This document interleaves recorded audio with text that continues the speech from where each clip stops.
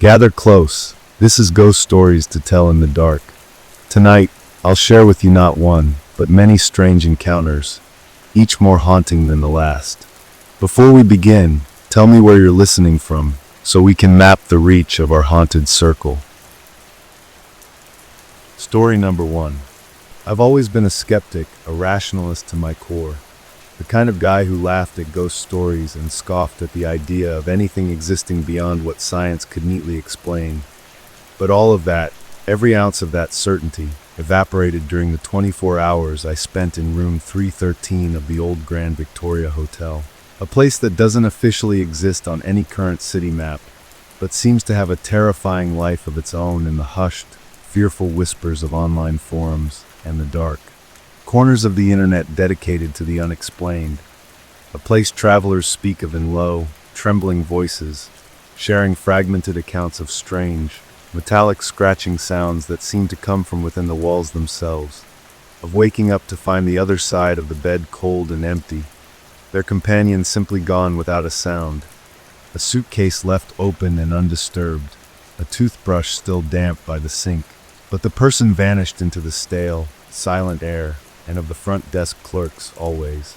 Pale and nervous, their eyes darting away the moment you mention the room number, their voices dropping to a near inaudible murmur as they claim there is no room 313, that the hotel skips from 312 to 314. A lie so transparent it only fuels the terrifying legend that guests check in but they never, ever check out. A story I, Alex Cross, host of the moderately successful YouTube channel, debunked. Decided would be my magnum opus, the legend I would tear apart with logic, night vision cameras, and a healthy dose of arrogant bravery. I'd spent weeks researching, piecing together disparate tales from decades past, stories that all shared the same chilling details. The room was always described as oddly dated, trapped in the 1920s despite the rest of the hotel undergoing numerous renovations. The air perpetually cold and smelling faintly of old perfume and damp plaster, and the event always happened at midnight, a witching hour cliché I was eager to expose, and so I booked a room under a fake name, 314 of course, as the clerks stubbornly held their line, and arrived on a blustery autumn evening, the kind where the wind sounds like whispered secrets against the window panes, the Grand Victoria looming before me like a Gothic tomb, its brick facade stained dark by decades of rain and neglect, its windows staring out like the dead, hollow eyes of some great beast. The lobby was a museum of faded grandeur, all dusty velvet drapes, threadbare Persian carpets that swallowed sound, and a grand staircase that coiled upwards into shadows that seemed too deep, too thick, for the weak light of the crystal chandelier above to penetrate, and the clerk, a young man with a nervous tick in his jaw and fingers that trembled as he handed me the key to 314, refused to meet my gaze, his attention fixed on a point somewhere over my shoulder, and when I casually asked, "I heard a rumor about this place having a room 313, his head snapped up, his eyes wide with a genuine, primal fear that momentarily shook my confidence, and he whispered, "No, sir, there is no such room. Please do not ask again," before turning away, his posture rigid, effectively ending the conversation. I made a show of going to my room, 314, a perfectly normal, if slightly shabby, hotel room with floral wallpaper that was peeling at the seams and a bathroom that smelled of harsh bleach. But my real destination was down the hall, around a corner I hadn't noticed on the schematic floor plan I'd studied online. A corridor that seemed to bend away from the main hallway at an angle that shouldn't have been possible. Narrower and darker, lit by a single, flickering sconce that cast long, dancing shadows, and there, at the very end, was a door, heavier and older than the others, made of dark, scarred oak with a tarnished brass number, 313. The air in that hallway was different, colder, yes, but also heavier, a palpable pressure that made my ears pop and my skin prickle. And it carried that scent I'd read about, a cloying mix of gardenia perfume and something underneath it, something wet and earthy like freshly turned soil, and I felt a sudden, irrational urge to turn back. a cold knot of fear tightening in my stomach that I angrily dismissed as my own imagination being poisoned by the stories I'd consumed. I'd bribed a housekeeper earlier in the week, a weary-looking woman named Maria, who had reluctantly taken my cash and given me a master key card, her hand shaking as she pressed it into my palm, her eyes pleading with me not to do this, whispering in broken English, "El cuarto no está vacío. Siempre hay alguien allí." The room is not empty. There's always someone there. Now, standing before the door, her warning echoed in my mind, but I pushed it aside, my vlogger's instincts and my desire for a viral hit overriding the nascent fear, and I slid the keycard into the old-fashioned electronic lock, hearing a soft, incongruously modern click, and I pushed the door open. The room was a time capsule, just as the stories had said, a perfect preservation of a jazz-age boudoir that felt less like a museum piece, and more like a stage set waiting for a performance to begin. The four-poster bed was massive, heaped with dusty satin pillows and a faded brocade coverlet. The furniture was heavy dark oak, ornately carved with patterns that seemed to shift and writhe if I looked at them for too long. And the wallpaper was the stuff of my future nightmares, a dense, dark, floral print of blood-red roses and thorny green vines that climbed from the floor to the ceiling. The pattern so busy it felt dizzying, oppressive, and the air was frigid, a good 20 degrees colder than the hallway, carrying that same sweet decay scent, now stronger, more personal, as if it were clinging to the back of my throat. I quickly set up my equipment, my fingers fumbling slightly from the cold and a nervous energy I couldn't deny. I placed a high-definition camera on the dresser, its wide-angle lens capturing most of the room. A second, smaller one disguised as a phone charger pointed at the bed, and I wore a body cam on my chest, its tiny lens a silent witness to my every move and expression, and I activated the live stream. The familiar red light, a comforting beacon of the modern world in this antiquated nightmare, and I began my narration, my voice sounding too loud, too brittle, in the tomb-like silence. Hey everyone, Alex here, coming to you live from the infamous room 313 at the Grand Victoria Hotel. I began trying to inject my usual bravado, but it came out as a strained whisper. As you can see, the room is intact. Creepy, sure. Definitely cold. But I'm not seeing anything that would suggest a dimensional portal to another hellscape. I forced a laugh that echoed flatly in the room. I panned the camera around, showing the details, the dust motes dancing in the beam of my flashlight, the grotesque carvings on the wardrobe that seemed to depict tortured faces, the way the shadows in the corners of the room seemed solid, impenetrable like pools of ink. For the first hour, it was just me and the crushing silence, a silence so complete it felt like a physical presence, a weight on my eardrums, and I filled the void with nervous chatter, recounting the legend for my viewers, my eyes constantly darting to the door, to the shadows, to the bizarre, hypnotic pattern of the wallpaper. Then the first sound came, not from the door or the window, but from the vent near the floorboard, a faint, wet, scratching sound like something with long, brittle claws was dragging itself through the ducts, a sound that was followed by a whisper, so low and distorted I couldn't make out words, just a sibilant, guttural hiss that seemed to crawl inside my skull. I froze, my heart hammering against my ribs, and I saw the chat on my live stream explode with messages. "Did you hear that? What the hell was that? Alex, get out of there." I shushed them, my professional persona kicking in, though my hands were now visibly shaking. "Probably just the pipes," I said, my voice trembling, betraying my fear. "Old buildings settle. It's nothing." But it wasn't nothing. The whispers came again, clearer this time, a chorus of them now, overlapping, speaking in languages I didn't recognize, tones that were sometimes pleading, sometimes mocking, sometimes filled with a rage so pure it made the hair on my arms stand up, and they were undeniably coming from the vent, but also from the walls themselves, as if the very structure of the room was speaking. The air grew even colder, the chill seeping through my jacket, biting into my bones, and my breath began to plume in the air before me, a fact my viewers immediately commented on, the digital ghost of my own exhalation captured for hundreds to see. I checked my watch, 11:45 p.m., 15 minutes to midnight. The witching hour. The knot in my stomach tightened into a cold ball of lead. The whispers grew louder, more insistent, and I could have sworn I heard my name. Alex, stay with us, Alex. Spoken in a voice that was both a child's lisp and an old man's death rattle. I grabbed my camera, holding it up like a shield, its lens my only connection to the world outside this room. And I started to narrate again, but this time it wasn't for the show. It was a desperate mantra, a lifeline. It's getting colder. The whispers they're clearer now. I don't think this is a hoax.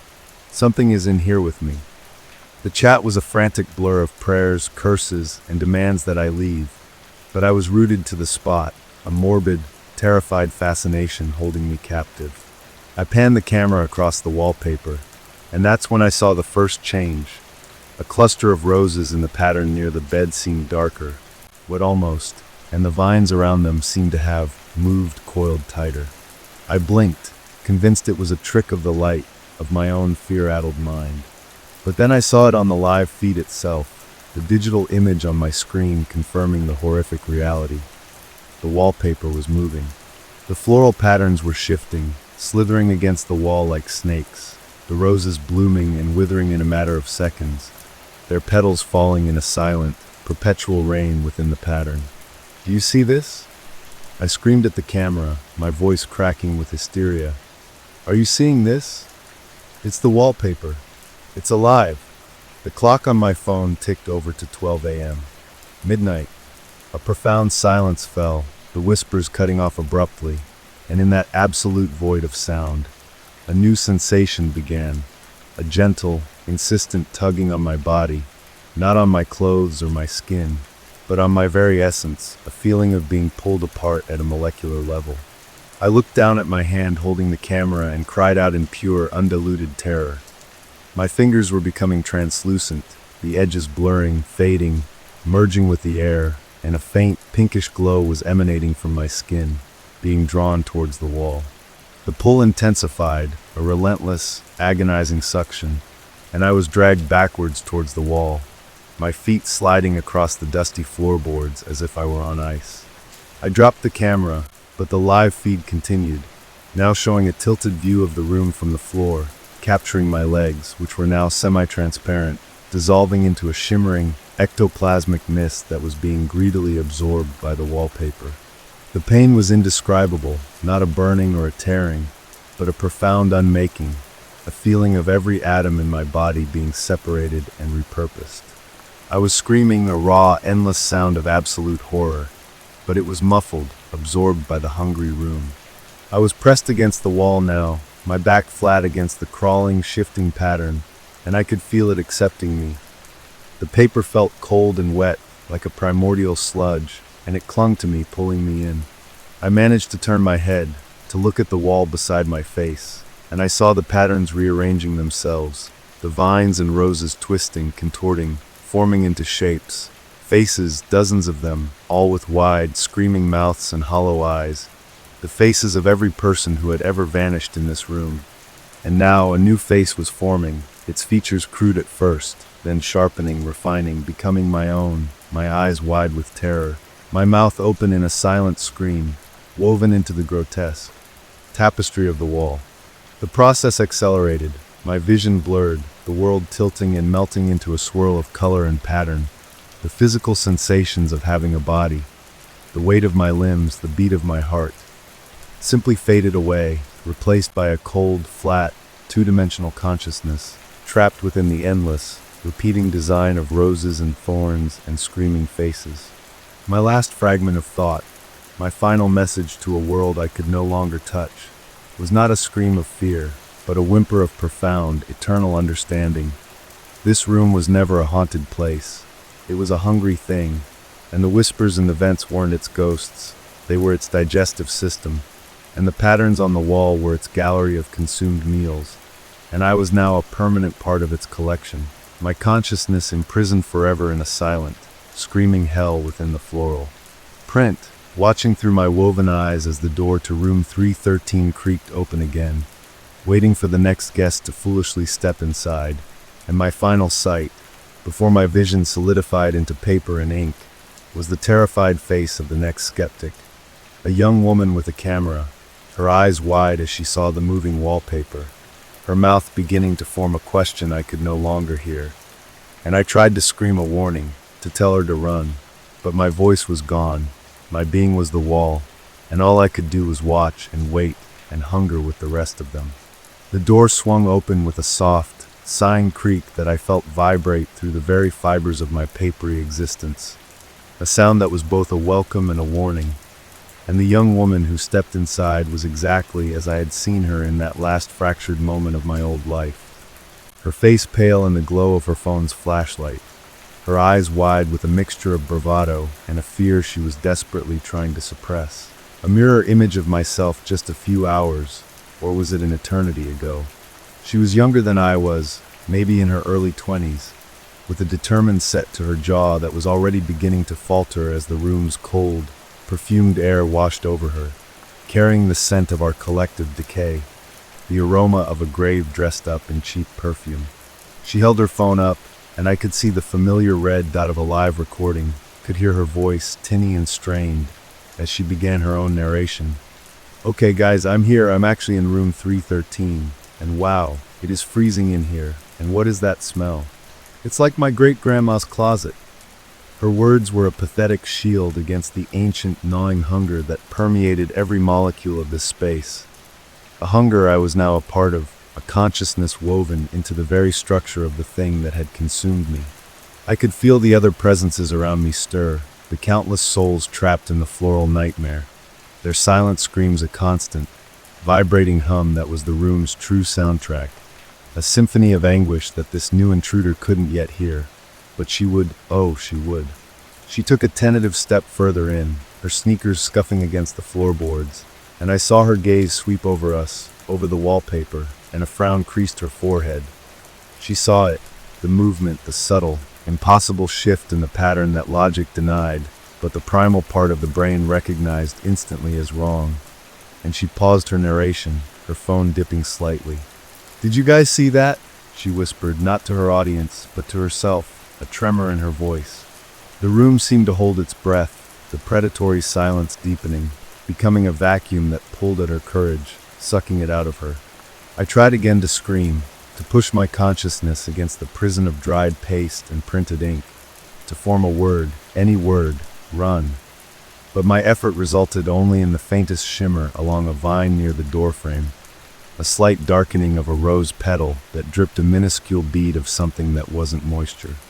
She noticed it, her eyes locking onto that spot, and she took a step closer, not away, drawn by the morbid curiosity that had killed me, that had killed all of us.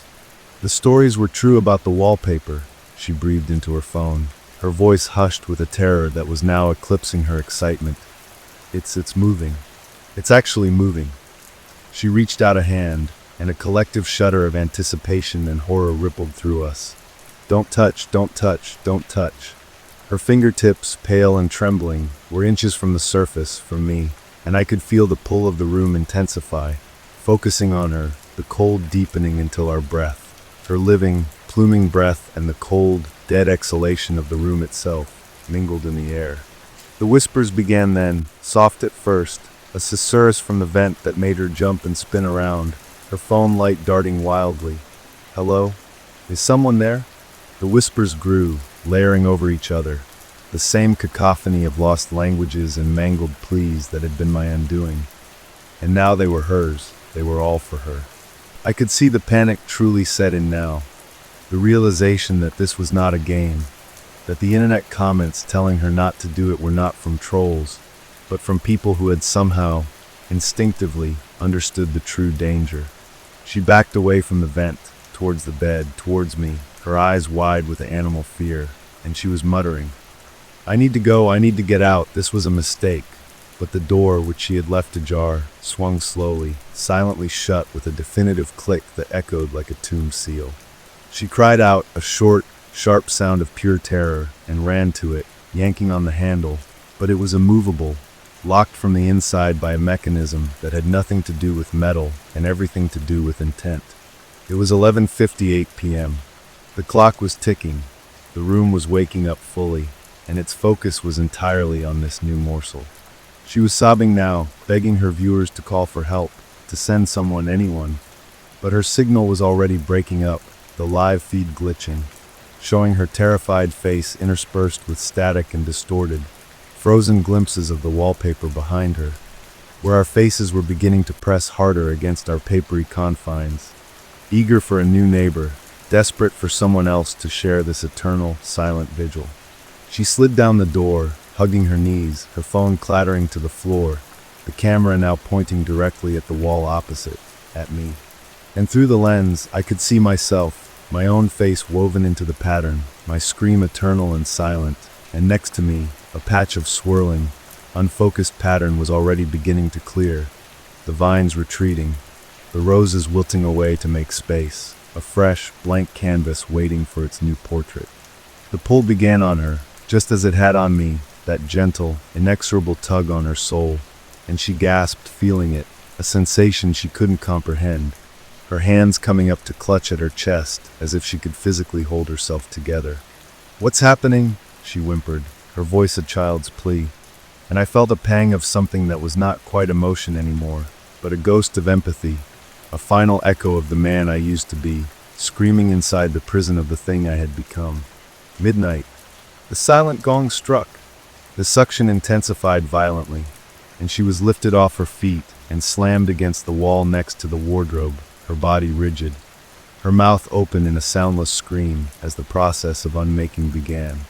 Her form started to blur at the edges, to glow with that same soft, pinkish light, her substance being drawn out and into the hungry wall.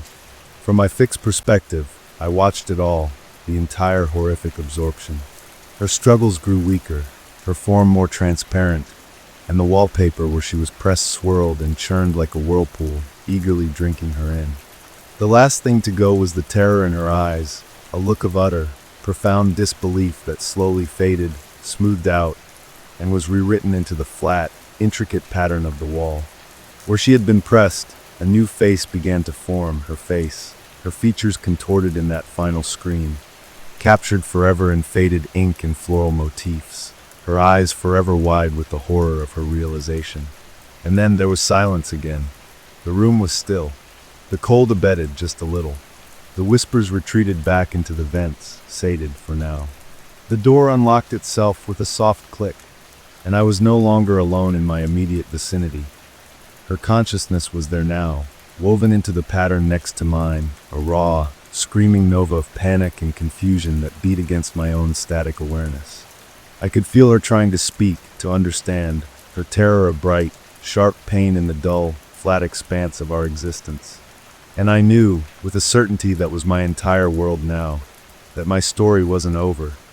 It was just a single, repeating chapter in a book that never ended, and my role had changed from the narrator to a permanent part of the set, waiting in the silent, scented dark for the next curious soul to turn the page, to step inside, and to join our eternal, screaming chorus on the walls of room 313. The silence after her absorption was different this time. Not the empty, waiting silence of before, but a thick, heavy quietude of digestion. The room sated and humming with a low, contented energy that vibrated through the paste and paper of my being. A vibration that was the equivalent of a predator purring after a full meal. And next to me, the new presence, the young woman. I could feel her name had been Chloe, a fragment of memory clinging to her dissolving consciousness like a piece of lint. Was a maelstrom of pure, undiluted terror, a silent scream that resonated through the wall, a shockwave of panic that beat against the static numbness of my own trapped awareness.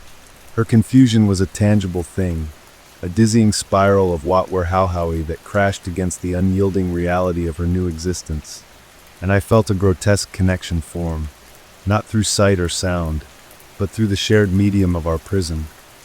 I could feel her frantic attempts to move limbs that were no longer there, to draw breath into lungs that were now flat pigment, to scream with a voice that was nothing but a pattern of thorns and petals. Her terror was so acute, so new, it was like a fresh wound on the wall, and it agitated all of us, the older residents.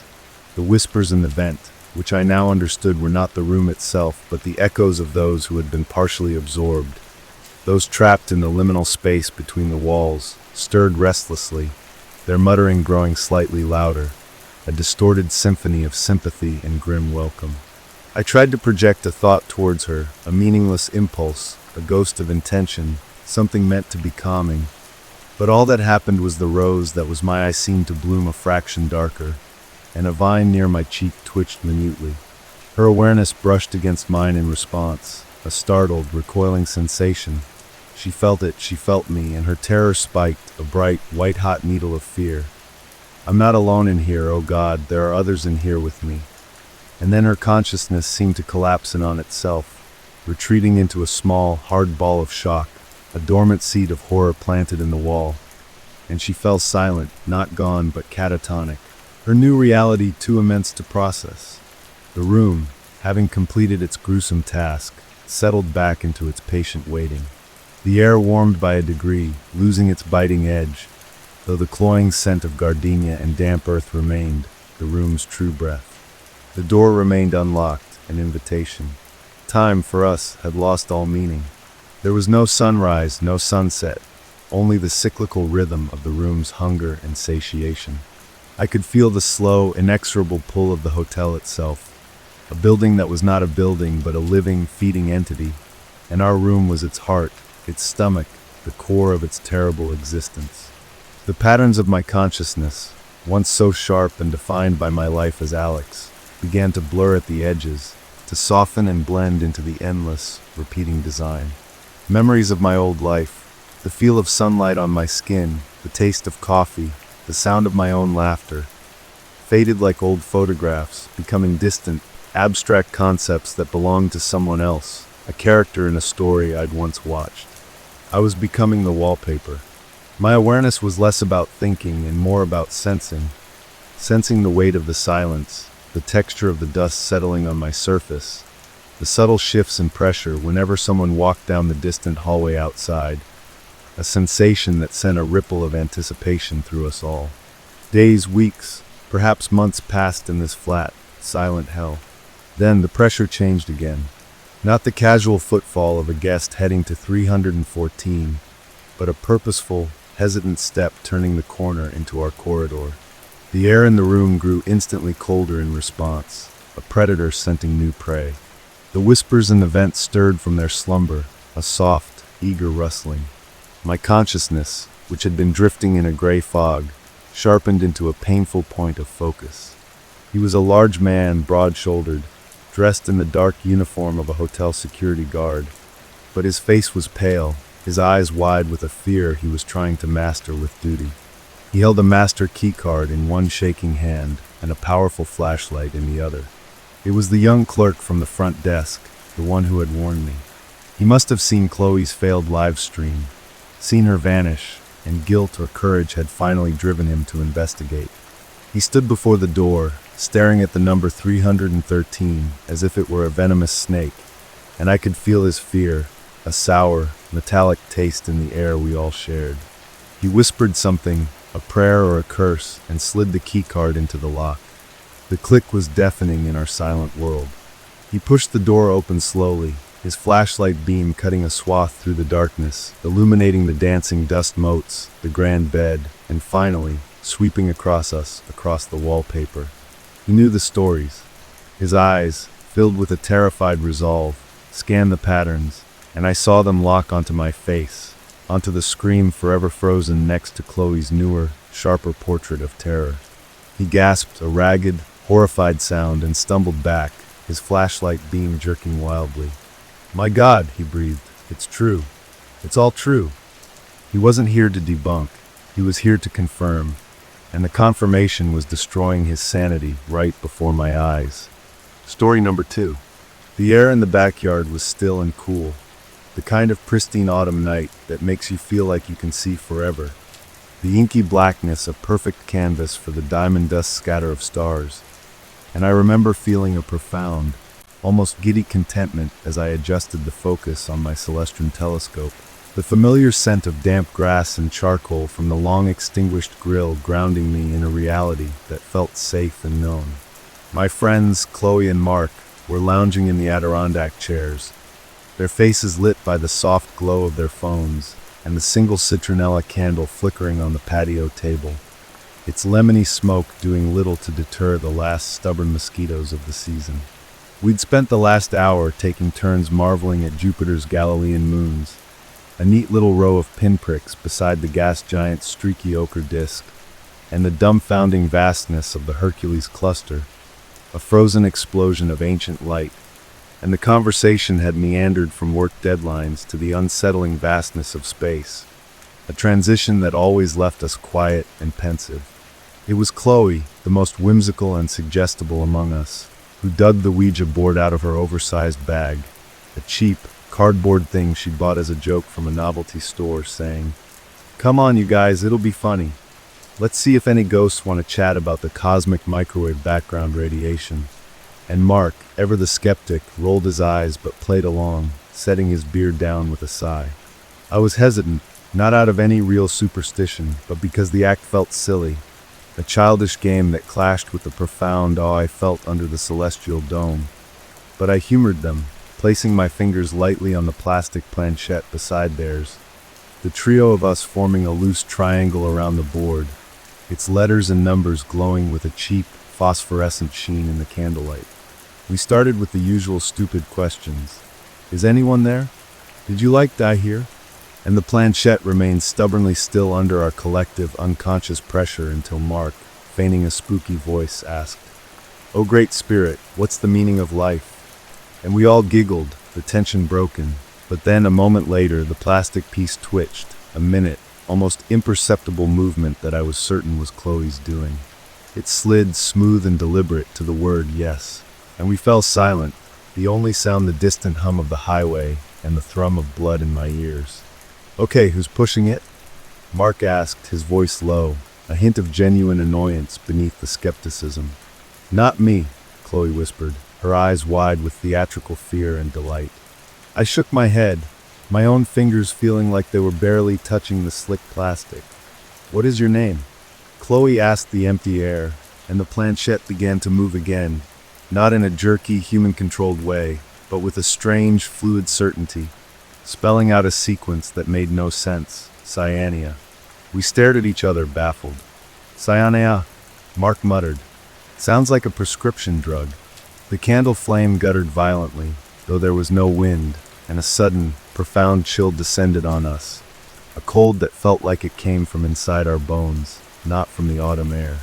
My skin prickled with goosebumps, and I had the irrational, overwhelming urge to look up, as if we were being watched from above, but the sky was just the sky, immutable and silent.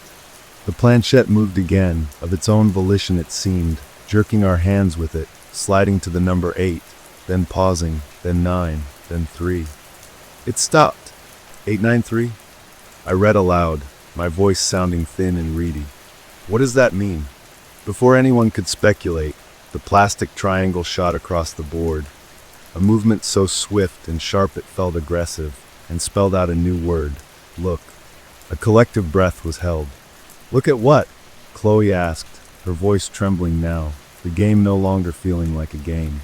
The response was immediate and terrifyingly specific. The planchette moved with a frantic, alien energy, dragging our suddenly limp fingers across the board, not to the letters, but to the moon, painted in the corner of the board in its cheesy, man-in-the-moon caricature form. And it began to spin there, a tight, frantic circle, the plastic scraping against the cardboard with a dry, whispering sound that set my teeth on edge. "The moon? Look at the moon," I said, a nervous laugh escaping my lips, a desperate attempt to re-anchor this in the realm of the rational. "We've been looking at the moon all night. It's a waning gibbous. Lots of craters." But the planchette insisted, spinning faster, a dizzying vortex on that printed cartoon moon, and a command, cold and absolute in its simplicity, was spelled out, the telescope. Now, a profound silence fell over us. The jovial mood was utterly evaporated, replaced by a thick, syrupy dread that felt both ridiculous and utterly real. The command hung in the air, an unspoken dare. Mark was the first to break, snatching his hand back as if burned. "Okay, this is stupid. I'm not participating in this crap anymore." It's just the ideomotor effect. We're moving it without realizing it. But his face was pale, and he wouldn't meet our eyes. Chloe, however, was captivated, a religious fervor in her gaze. "We have to," she breathed. "We have to see. It told us to." A part of me, the rational astronomy enthusiast who catalogued Messier objects and calculated celestial orbits, screamed that this was idiotic, a pathetic fallacy born of suggestion and darkness. But a deeper, older part, the part that understood why our ancestors feared the night and told stories of monsters in the black, was stirring. That part was curious. That part was terrified. That part needed to look. "Fine," I heard myself say, the word leaving my mouth before my brain could veto it. "Let's just do it. For a laugh. Prove it's nothing." My movements were stiff, robotic, as I walked the few paces to my telescope, still pointed at the dense starfield near Cygnus. The metal was cold under my touch. The moon was brilliant and high, a great silver coin marred by its familiar gray blotches, the sea of tranquility, the crater Tycho with its brilliant rays stretching across the lunar face. I'd looked at it 1,000 times. I knew its features like the back of my hand. This was the ultimate banality, and the act of swinging the telescope toward it felt like a surrender to childishness. I leaned in, my eye pressed to the eyepiece, the world shrinking to that perfect, circular portal. The view was, as expected, breathtakingly clear. The Terminator line, the division between night and day on the lunar surface, was a razor-sharp cliff of shadows, each crater a pockmarked abyss, their rims catching the sunlight with brilliant, stark clarity. I scanned idly, the silence of my friends behind me feeling heavy, expectant. I focused on the large, distinctive crater Copernicus, its terraced walls and central peaks standing in sharp relief. And then I saw it. It wasn't a sudden thing. It was a slow, dawning, horrific realization. The pattern of shadows within the crater, they were wrong. The central peaks, which should have been a random, jagged cluster, seemed to be aligning, the deep blackness of the crater's floor shifting, pooling, forming a shape. It was a shape the human brain is hardwired to recognize, an eye. A massive, lidless eye, carved from the very rock and shadow of the moon. The shock was so visceral I jerked back from the eyepiece, my heart hammering against my ribs like a trapped bird. "What? What is it?" Chloe asked, her voice tight with anxiety. I couldn't speak. I could only shake my head, my mouth dry as dust. It was a trick of the light, a parlor game my mind was playing, a classic case of pareidolia, seeing faces in inanimate objects. It had to be. I forced myself to look again, my hands trembling so violently I had to grip the telescope to steady it. The image swam into focus. The eye was still there. It was more than just a random pattern now. It was detailed. I could see a darker patch within the shadow that looked like a pupil, and the surrounding terrain, the patterns of other, smaller craters and ridges, seemed to be arranging themselves into a socket, a brow ridge. It was a face made from the entire visible hemisphere of the moon, with Copernicus as its eye, the Mare Imbrium and Serenitatis forming a gaunt, skeletal cheekbone, the Apennine Mountains a twisted, grimacing lip. It was impossibly vast, ancient beyond comprehension, and it was looking directly at me. I felt a scream building in my throat, a silent, airless thing that couldn't escape. And then the worst thing happened. The eye, the crater Copernicus, winked. The shadow within the crater deepened, swallowing the central peaks for a fraction of a second, a blink that was geological in its scale, an event that should have taken millennia happening in the space of a human heartbeat. The planetoid shuddered. Not the telescope, not the ground under my feet, but the moon itself in its orbit. The entire field of view in the eyepiece seemed to lurch, the face settling into a new expression, one of ancient, malevolent amusement. It knew I was watching. It had always been there, sleeping, and our stupid game, our tiny, squeaking imperative from a piece of cardboard, had drawn its attention. I stumbled backward, tripping over the leg of a chair and crashing to the damp grass, a raw, strangled cry finally tearing itself from my lungs. I pointed a shaking finger at the sky, at the moon that hung there, innocent and placid to the naked eye. "It's looking at us." I shrieked, the words sounding insane even to me. Mark and Chloe rushed to my side, their faces masks of confusion and alarm. "Dude, what the hell? Are you okay?" Mark asked, grabbing my shoulder. I slapped his hand away, scrambling backward on my elbows like a crab, unable to tear my physical eyes from the moon, terrified that if I looked away, it would be closer. "The telescope! Look through the telescope!" I screamed, my voice cracking with a hysteria I didn't recognize. Chloe, ever impulsive, didn't hesitate. She put her eye to the eyepiece. Her scream was different from mine. It wasn't one of surprise or fear, but of pure, unadulterated terror, a soul-deep sound of utter violation. She recoiled so violently she knocked the telescope off its tripod, the expensive instrument crashing to the patio stones with a sound of grinding glass and metal that was horrifically final. She collapsed into a fetal position, sobbing uncontrollably, repeating the same phrase over and over. "It's real, it's real, it's real." Mark stood frozen, looking from Chloe's writhing form to my terrified face on the ground to the moon above, his skepticism finally, utterly shattered by the sheer, uncontestable horror of our reactions. He didn't look through the telescope. He didn't need to. The evidence was written in our shattered psyches. The rest of the night was a blur of panic. We fled inside, locking the doors and drawing the blinds as if that could somehow shut it out. We didn't speak. We just sat in my dark living room, huddled together on the couch, listening to each other's ragged breathing and the oppressive, watching silence from outside. The light coming through the cracks in the blinds was different. It was brighter, sharper, more silver. It felt like a searchlight. We were prisoners in our own home, and the warden was the moon. I must have dozed off from sheer nervous exhaustion, because I was jolted awake by a sound. A low, resonant hum that seemed to have no source. It wasn't in the air. It was in my bones, in my teeth, a subsonic vibration that made my fillings ache. The digital clock on the microwave read 3:33 a.m. The room was bathed in that same wrong, silver light. I crept to the window and peeled back the edge of the blind. The moon hung in the sky, fuller than it had been just hours before, its light no longer a soft reflection, but a fierce, actinic glare.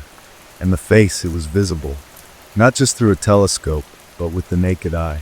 The patterns were clearer, the craters and Maria having subtly rearranged themselves into that same horrifying countenance, its gaze fixed on our little house, on our planet, with a focus that was palpable. It was no longer a trick of the light. It was a declaration. The following days were a descent into a special kind of hell. The news channels showed nothing out of the ordinary. NASA released statements about unusual atmospheric refraction and solar activity causing heightened lunar visibility. The internet was a mixed bag. A few forums had threads started by people like us, speaking of a change in the moon, of a feeling of being watched, but they were quickly buried under memes and jokes about werewolves and lunacy. The word pareidolia was used like a weapon by the rational world to beat back the creeping terror. But we knew. Chloe had a complete breakdown and was sedated by her parents after she tried to claw her own eyes out, babbling about not letting it in. Mark stopped answering his phone. I was alone with the knowledge, a secret burning a hole in my mind. I became obsessed. I bought a new, more powerful telescope, a digital model with a high-resolution sensor and a motorized mount, and set it up in my sealed bedroom, pointing it at the monster in the sky, compelled to document the change, to prove I wasn't insane. Every night, the face became more defined. It wasn't a static image, it was alive. The eye would track across the sky, following the rotation of the earth, never losing its fix on us. Some nights it seemed to be smiling, a ghastly rictus formed from mountain ranges and canyons. Other nights it was a mask of indifferent, cosmic hunger. The hum was constant now, a permanent fixture in the background of the world, felt more than heard, a vibration that was slowly driving the entire population into a state of low-grade anxiety and aggression. Crime rates ticked up. People reported trouble sleeping, a pervasive sense of dread. They blamed it on the news, on the economy, on anything but the obvious thing hanging in the sky watching. My proof came a week later. I'd been using the telescope's camera to take long exposure photographs, stacking them to enhance the details. The images on my computer screen were worse than anything I could see through the eyepiece. They showed the lunar surface not as dead rock, but as a kind of skin, a membrane. The craters weren't impact sites, they were pores, follicles. And the face was just the beginning, the most prominent feature of a much larger, more horrifying whole. A leviathan that used the moon as its mask, its shell.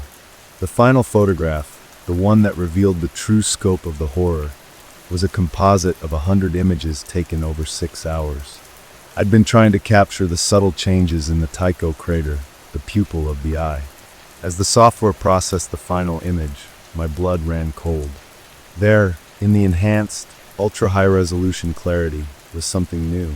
Stretching from the dark side of the moon, from the depths of the cosmic entity that had encased itself in our satellite, was a shadow. It wasn't the clean shadow of a celestial body. It was a tendril, a nebulous, amorphous limb of pure darkness, so vast it defied comprehension, a filament of impossible night reaching out from the moon. It was ethereal, barely detectable, a flaw in the starfield behind it, a ripple in the fabric of space itself. And it was stretching with infinite, patient slowness directly toward Earth. The scale was unimaginable. This was not an appendage of something the size of a moon. This was something that used moons as baubles, as disguises. The intelligence we had awakened was not in the moon. It was the moon, and it was immeasurably larger, a cosmic predator that had been slumbering in our sky since before life had crawled out of Earth's oceans, and we had just given it a reason to wake up. The tendril wasn't aimed at a city or a country. It was aimed at the entire planet. The hunger I felt emanating from it was no longer a paranoid fantasy. It was a physical force, a pressure on my soul. The wink had not been a greeting. It had been the first twitch of a predator's instinct before the strike. The Ouija board hadn't contacted a ghost. It had been a cosmic doorbell, and we had rang it again and again, until something answered from a place so old and dark that our reality was just a thin film over its terrible truth. I look at the photograph on my screen, the tendril of anti-light inching its way across the gulf, a fishing line cast into the ocean of space, and I know, with a certainty that empties me of everything but terror, that it will reach us. Soon.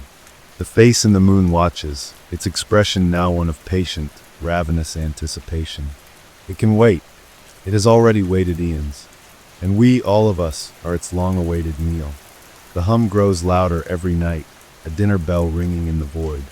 The hum is inside me now, a permanent resident in the marrow of my bones, a vibration that syncs with the frantic, rabbit-like thumping of my heart, a dreadful metronome counting down the seconds until that tendril of absolute night makes contact, and I can no longer tell the difference between the silence in my apartment and the screaming in my head. The two have become a single, sustained note of pure terror. I am a prisoner of this room, of this window, of this damned telescope that now feels less like a scientific instrument and more like a periscope from a doomed submarine, peering into the abyssal depths where a leviathan is slowly uncoiling. And I am the lone, terrified witness to our collective end, a knowledge so heavy it feels like it's physically crushing my spine, bending me double over the keyboard where that horrific image is still seared into the LCD screen, a digital tombstone for the human race. I tried to send it, of course I did, in a final, desperate fit of manic energy, my fingers flying across the keys, attaching the file to emails sent to every news organization, every government agency, every astronomical institute I could think of. But the replies, when they came, were automated delivery failures, or worse, polite, dismissive form letters thanking me for my concern. And I know, with a sickening certainty, that it's not a glitch, it's him, it's the intelligence in the moon, filtering our perception, bending the world's information streams just enough to make the truth seem like the ravings of a lunatic, which I suppose I am now, the original lunatic, touched by the moon and broken by its gaze. The light through the cracks in my barricaded windows is no longer silver.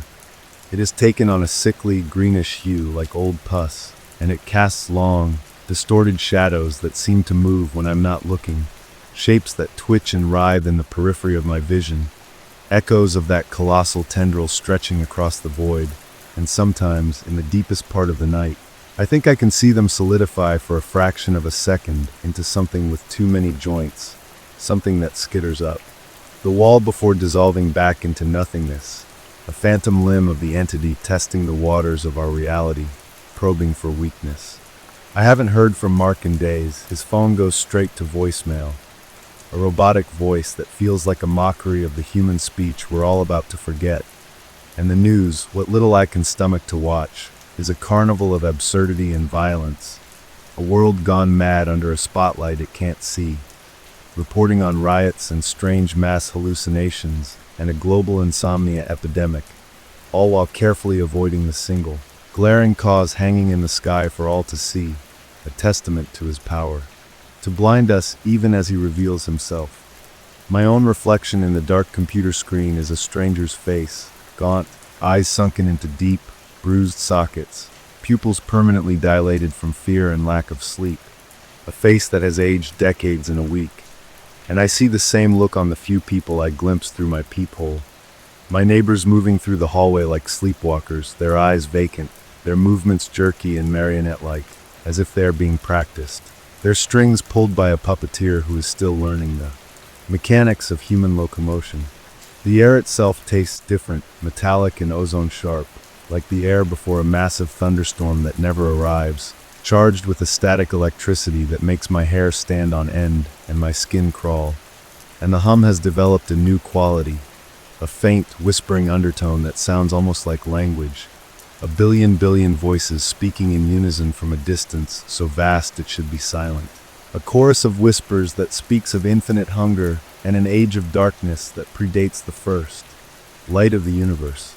I am compelled to look every moment, drawn back to the telescope's eyepiece like a moth to a flame that I know will immolate me.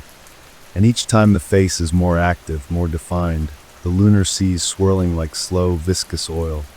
The craters contracting and expanding like pores drawing breath, and the eye, that terrible, godless eye, holds me in its gaze, and I feel a pressure, an immense, psychic weight pushing down on my consciousness, trying to make room for something else, something vast, and cold and ancient, that wants to wear my mind like a glove. I know now that the Ouija board was never a game. It was a key, and we were the locks it was meant to open, our simple, mammalian brains the perfect conduits for his attention, the tiny puncture wounds through which his influence is now leaking into our world, and the tendril on the screen is just the physical manifestation of our invasion that is already happening on a psychic level, a slow poisoning of our collective reality.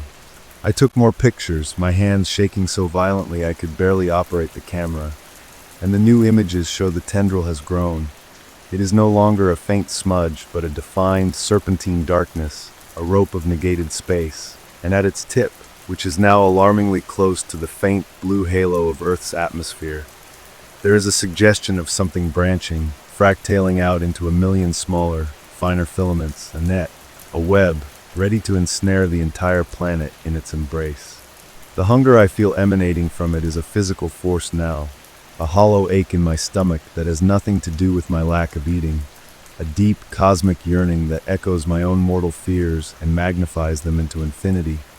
And I know what he is hungry for. It's not our flesh or our world. It's our awareness, our tiny, flickering candles of consciousness that he will snuff out and devour, leaving us empty shells, puppets for his amusement, a universe of one mind, his mind, and the rest of us, just screaming silently in the dark within our own skulls. I can feel the pull, even now, a drowsiness that isn't sleep, a welcoming numbness at the edges of my thoughts that promises an end to the terror, an end to the responsibility of witnessing, a chance to just let go and become part of the chorus, to let my whisper join the billion others in his praise. And it is so tempting to lay down this unbearable weight of knowing, to stop fighting against the current of inevitability. But I can't. I have to keep watching. I have to be the one who sees it happen, the one who records the final moment, the last flicker of human thought before the light goes out for good. The greenish light is brightening outside. The whispers are growing louder, coalescing into a single, undeniable command in my mind, a wordless imperative to go to the window, to look up, to welcome it, and I am moving toward it now, my body no longer my own, my hand reaching for the nailed-shut boards, not to break them open, but to touch them, to feel the vibration that is now shaking the entire building, a deep, groaning tremor that is not of this earth. The face in the moon is no longer a face. It is a mouth, wide open in a silent, ecstatic scream of arrival. And the tendril is here. I can see its shadow falling across the city. Not a shadow of absence of light, but a shadow of absence of everything. A tear in the fabric of reality through which I can see the infinite, hungry void behind all things. And it is the most beautiful and terrifying thing I have ever seen. And I finally understand. We weren't using the Ouija board. It was using us. We were the ritual. Our fear was the offering. And now the feast begins. The pressure in the room shifts, the air itself becoming thick and syrupy, resistant to my heaving lungs as I fight against the pull. A fish on a line hooked directly into my soul. And the command in my head is no longer a whisper but a deafening roar. A tectonic plates grinding imperative to witness, to accept, to adore the coming oblivion, and my fingers, clumsy and numb, are tearing at the boards over the window, not with my own volition, but with a strength lent to me by the thing outside. The wood splintering with sounds like gunshots in the oppressive silence, and the greenish, pus-like light floods in, not illuminating but instead consuming the room, leaching the color from everything, turning the world into a monochrome negative of itself. The hum has become a physical force, a wall of sound that vibrates the fillings in my teeth and makes my vision blur, and through the shattered window, the sight that greets me freezes the scream in my throat into a solid block of ice. The sky is gone. It has been replaced by the tendril. It is not in the sky. It is the sky, a colossal, impossible ribbon of blackness that coils and undulates across the firmament, so vast it blots out the stars, a serpent of nothingness that has wrapped itself around the entire world. And its surface is not smooth but fractal, infinitely detailed, a tapestry of shifting, screaming faces that are born from the darkness and swallowed by it again. Faces I recognize, Chloe, Mark, my parents, their expressions frozen in a rictus of terror and ecstatic submission. And at the center of it all, the moon hangs like a malevolent pupil in a lidless eye. The face upon it now contorted into an expression of ravenous, gloating satisfaction. The crater pours weeping streams of cold, phosphorescent light that rain down upon the earth like celestial spittle. The pull is irresistible now, my feet moving me toward the window ledge, toward the open air, and I am not afraid of the fall. I am afraid of not being consumed quickly enough, of being left behind in the fading echo of a reality that is being systematically unwritten. I can feel the minds below, millions, billions of them, their individual consciousnesses snuffing out like candles in a hurricane, not extinguished but absorbed, their fears, their loves, their memories all being drawn up into the tendril, a grand feast of sentience for an entity that has starved for eons. Story number 3. The key was cold and heavy in my hand, a final, tangible promise from the realtor whose too bright smile hadn't quite reached her eyes when she'd said, "It's a real character, this old place, just needs a little love." And as I turned it in the stubborn front door lock of the house on Blackwood Lane, the groaning click sounded less like a welcome and more like a warning, a sentiment echoed by the oppressive sigh of damp air that rushed out to meet me, carrying the centuries-old perfume of dust, disuse, and something faintly sweet like rotten flowers. This was our fresh start, mine and Sarah's, a sprawling Victorian mausoleum we'd bought for a song precisely because of its state of glorious decay. A canvas for our sweat and dreams, a place to finally start a family away from the city's frantic pulse. But standing alone in that vast, empty foyer for the first time, the afternoon light bleeding dusty gold through the grime-caked windows, the sheer, silent weight of the place pressed down on me, a physical force that made the hairs on my arms stand erect. The previous owner, an old man named Alistair Withers, had vanished a year ago. The police report said under mysterious circumstances, a phrase that had seemed charmingly gothic at the closing table, but now felt like a cold finger tracing my spine. And as I climbed the creaking stairs to the attic, my first project, to assess the insulation, each step protested with a unique, agonized moan. a symphony of complaints from the old bones of the house. The attic was a tomb, a suffocating cavern of shadows and forgotten things, the air thick and granular with dust that swirled in the thin beam of my flashlight, smelling of dry rot, mouse droppings, and that cloying floral decay. And it was behind a loose section of plasterboard near the chimney stack that my gloved hand found the void, a space that shouldn't have been there, and inside, cold and smooth, was the box, a flat, rectangular thing of old, dark wood, intricately carved with strange, swirling symbols that seemed to drink the light, and inside, nestled on frayed velvet the color of dried blood, was the Ouija board, its letters and numbers stark in white against the aged black wood, the planchette a heart-shaped piece of polished maple resting beside it like a waiting spider. A childish thrill, a relic of slumber parties and manufactured fear, shot through me, and I carried it downstairs like a trophy, showing Sarah, who rolled her eyes with a fond smile and said, "Don't you start bringing that junk into this house. We've got enough real ghosts in the form of leaky pipes and faulty wiring." But later that night, after she'd gone to bed, the wind picking up outside and making the old eaves sing a mournful tune, a restless curiosity drew me back to it, to the board. I'd left on the drop cloth in the living room amidst paint cans and tools. I lit a single candle, more for atmosphere than anything, my rational mind still firmly in charge, dismissing the prickling sensation on my neck as a draft. And I placed my fingers lightly on the planchette. Its wood surprisingly cold, almost icy, and I whispered, half joking, "Is anybody there?" And for a long moment, nothing, just the sound of the wind and the frantic hammering of my own heart. And then a terrible, lurching force seized the planchette, not a gentle glide, but a violent, jerking spasm that dragged my fingers with it, spelling out with terrifying, deliberate speed, "Yes." I snatched my hand back, a cold sweat breaking out on my forehead, my breath catching in my throat, rationalizing immediately. A subconscious muscle spasm, a trick of the light, the house settling. But the air in the room had grown thick and cold, the candle flame guttering wildly though no window was open, and a new smell permeated the dust, a sharp, coppery tang like ozone after a lightning strike. Against every screaming instinct of self-preservation, a morbid, compelling fascination drew my trembling fingers back to the planchette, and it began to move again, smoother this time, but with an alien, purposeful energy that was undeniably external, circling the board before sliding to the letters. "Help me." "Who are you?" I breathed, the words barely a whisper, swallowed by the oppressive silence of the house. The response was immediate, the planchette flying to the numbers, 1937. A birth year? A code? Then it spelled Alistair. My blood ran cold. Alistair Withers, the vanished man. This wasn't a game anymore. This was a violation of some fundamental law, a door cracked open into a darkness I was not meant to see.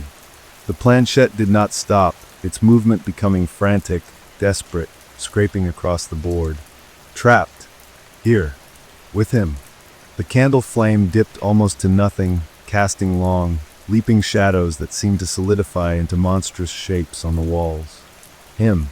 The planchette then shot to the word goodbye and went still, its cold weight suddenly just would again, and the room seemed to exhale, the temperature returning to normal, the candle flame steadying, leaving me alone in the sudden silence, shaking uncontrollably, my mind reeling, trying to cling to the shreds of my sanity, telling myself it was a prank, a bizarre, shared hallucination brought on by fatigue and suggestion. But the next morning, the changes began, subtle at first. A pervasive chill in the master bedroom that no amount of heating could dispel. The faint, echoing sound of a man sobbing that seemed to emanate from the walls themselves. A sound Sarah claimed was just the wind in the pipes, though her eyes were wide and uncertain. Then the smells would come and go, that coppery ozone smell, and worse, the faint, gagging sweetness of decay. Once so strong in the kitchen we had to open all the windows, though we found nothing. The planchette began to move on its own when we weren't in the room. I'd walk in and find it resting on an O or yes, or sometimes, horrifyingly, on the sun symbol, as if something was watching, waiting. My rationalizations grew thinner, more desperate. A draft, the house settling, a trick of the light. but the fear was a live wire in my gut, constant and humming. Sarah grew distant, worried about me, about the strain the renovation was putting on us, her concern a quiet, painful counterpoint to my rising, screaming panic. I started sleeping less, prowling the halls at night with a hammer in my hand, listening to the noises that were no longer just noises. The distinct, dry scuttle of something moving in the attic, the soft, wet scratching from inside the walls, a sound like fingernails on plaster, a sound that would stop the moment I pressed my ear to the cold wall to listen. I was alone the next time I used the board, driven by a compulsive need for answers, for proof that I wasn't losing my mind, and Alistair was there instantly, his presence and the movement of the planchette frantic, terrified. He sees us. He knows. The words were spelled out in frantic jerks. Wall behind stairs. The planchette then slammed to the word goodbye, and the board itself seemed to crack, a hairline fracture splitting the wood between the yes and an O. That night, the presence, him, made itself known in earnest. I was wrenched from a fitful sleep by a crash from downstairs, and I found the kitchen destroyed, every cabinet door hanging open, cans and boxes strewn across the floor. But in the center of the linoleum, perfectly placed, was the planchette. The air was frigid, humming with a malicious energy, and from the darkness of the dining room, I heard a low, guttural whisper that seemed to form directly inside my skull, a wordless promise of hatred and violation. I ran back to bed, locking the door, shaking Sarah awake, but she heard nothing, saw nothing, only the mess, and her fear for me was now tinged with a heartbreaking pity I couldn't bear. The following days were a blur of mounting terror and isolation. Shadows would detach themselves from corners and loom in my peripheral vision, vanishing when I turned. Tools would go missing and reappear in bizarre, impossible places. A wrench lodged in the flour bin, a saw hanging from a curtain rod. The cold spots intensified, moving through the house like a predatory shark. The scratching in the walls became a constant, maddening accompaniment, sometimes soft and pleading, other times furious, violent, as if something was trying to claw its way out. Or in. I stopped telling Sarah anything, seeing the silent worry in her eyes, the way she'd gently suggest I take a break, maybe see someone. The house was no longer a project, it was a battleground, and I was the sole combatant, caught between a desperate, trapped soul and a thing of pure, ancient malice that was now fully awake and aware of me. I found myself drawn to the space behind the stairs, a small, useless closet filled with old paint cans, just as Alistair had said. The wall at the back was different, newer plasterboard clumsily fitted between the old lath and horsehair plaster. With a crowbar, my hands slick with sweat, I pried it away, the sound of tearing wood and plaster unnaturally loud in the suffocating silence. The dust that billowed out was thick and choking, carrying that now familiar sweet-rot stench of decay. But underneath it was something else, something older and fouler, the smell of dry bone and forgotten earth. I shone my flashlight into the dark cavity, my heart a frantic drum in my chest, and the beam illuminated a jumble of old rags and what looked like sticks, and then the light caught a glint of tarnished silver. I leaned closer, my breath catching in my throat, and the shapes resolved into horrifying clarity. It was a skeleton, curled in a fetal position, still clad in the rotten scraps of a tweed jacket, and one skeletal hand was clutched around a small, tarnished silver locket, the bones of the fingers fused around it in a death grip. This was Alistair Withers. He never left. He'd been walled up here, trapped, while something else wore his face and walked away. A wave of nausea and dizzying, existential horror washed over me. The whispering started then, not in my mind this time, but all around me, a chorus of vile, gloating sibilants that filled the cramped space, coming from the walls, the floor, the very air. The temperature plummeted. The beam of my flashlight began to strobe wildly, and in the frantic bursts of light, I saw the shadows in the corner of the closet coalesce, thickening, rising up to form a tall, impossibly thin silhouette of absolute blackness that lacked any features except for a faint, smudged impression of eyes that held the cold, dead light of a starless night. It was him, the malevolence given form. It took a step towards me, a movement that was wrong, a jagged, stuttering glide, and the whispering coalesced into a single, a voice like grinding glass and broken bones that spoke directly into the core of my being. Mine. I scrambled backward, falling out of the closet into the hall, dropping the flashlight, which spun, casting lunatic cartwheels of light and shadow. The thing flowed out after me, not walking but spreading, a stain of darkness bleeding into the hallway, and the house itself seemed to scream in response, every door slamming shut in unison, the walls groaning and shuddering, pictures crashing to the floor. I could hear Sarah's terrified scream from upstairs, muffled by the bedroom door, and a new, more potent terror seized me. For her, for the life we were supposed to build here.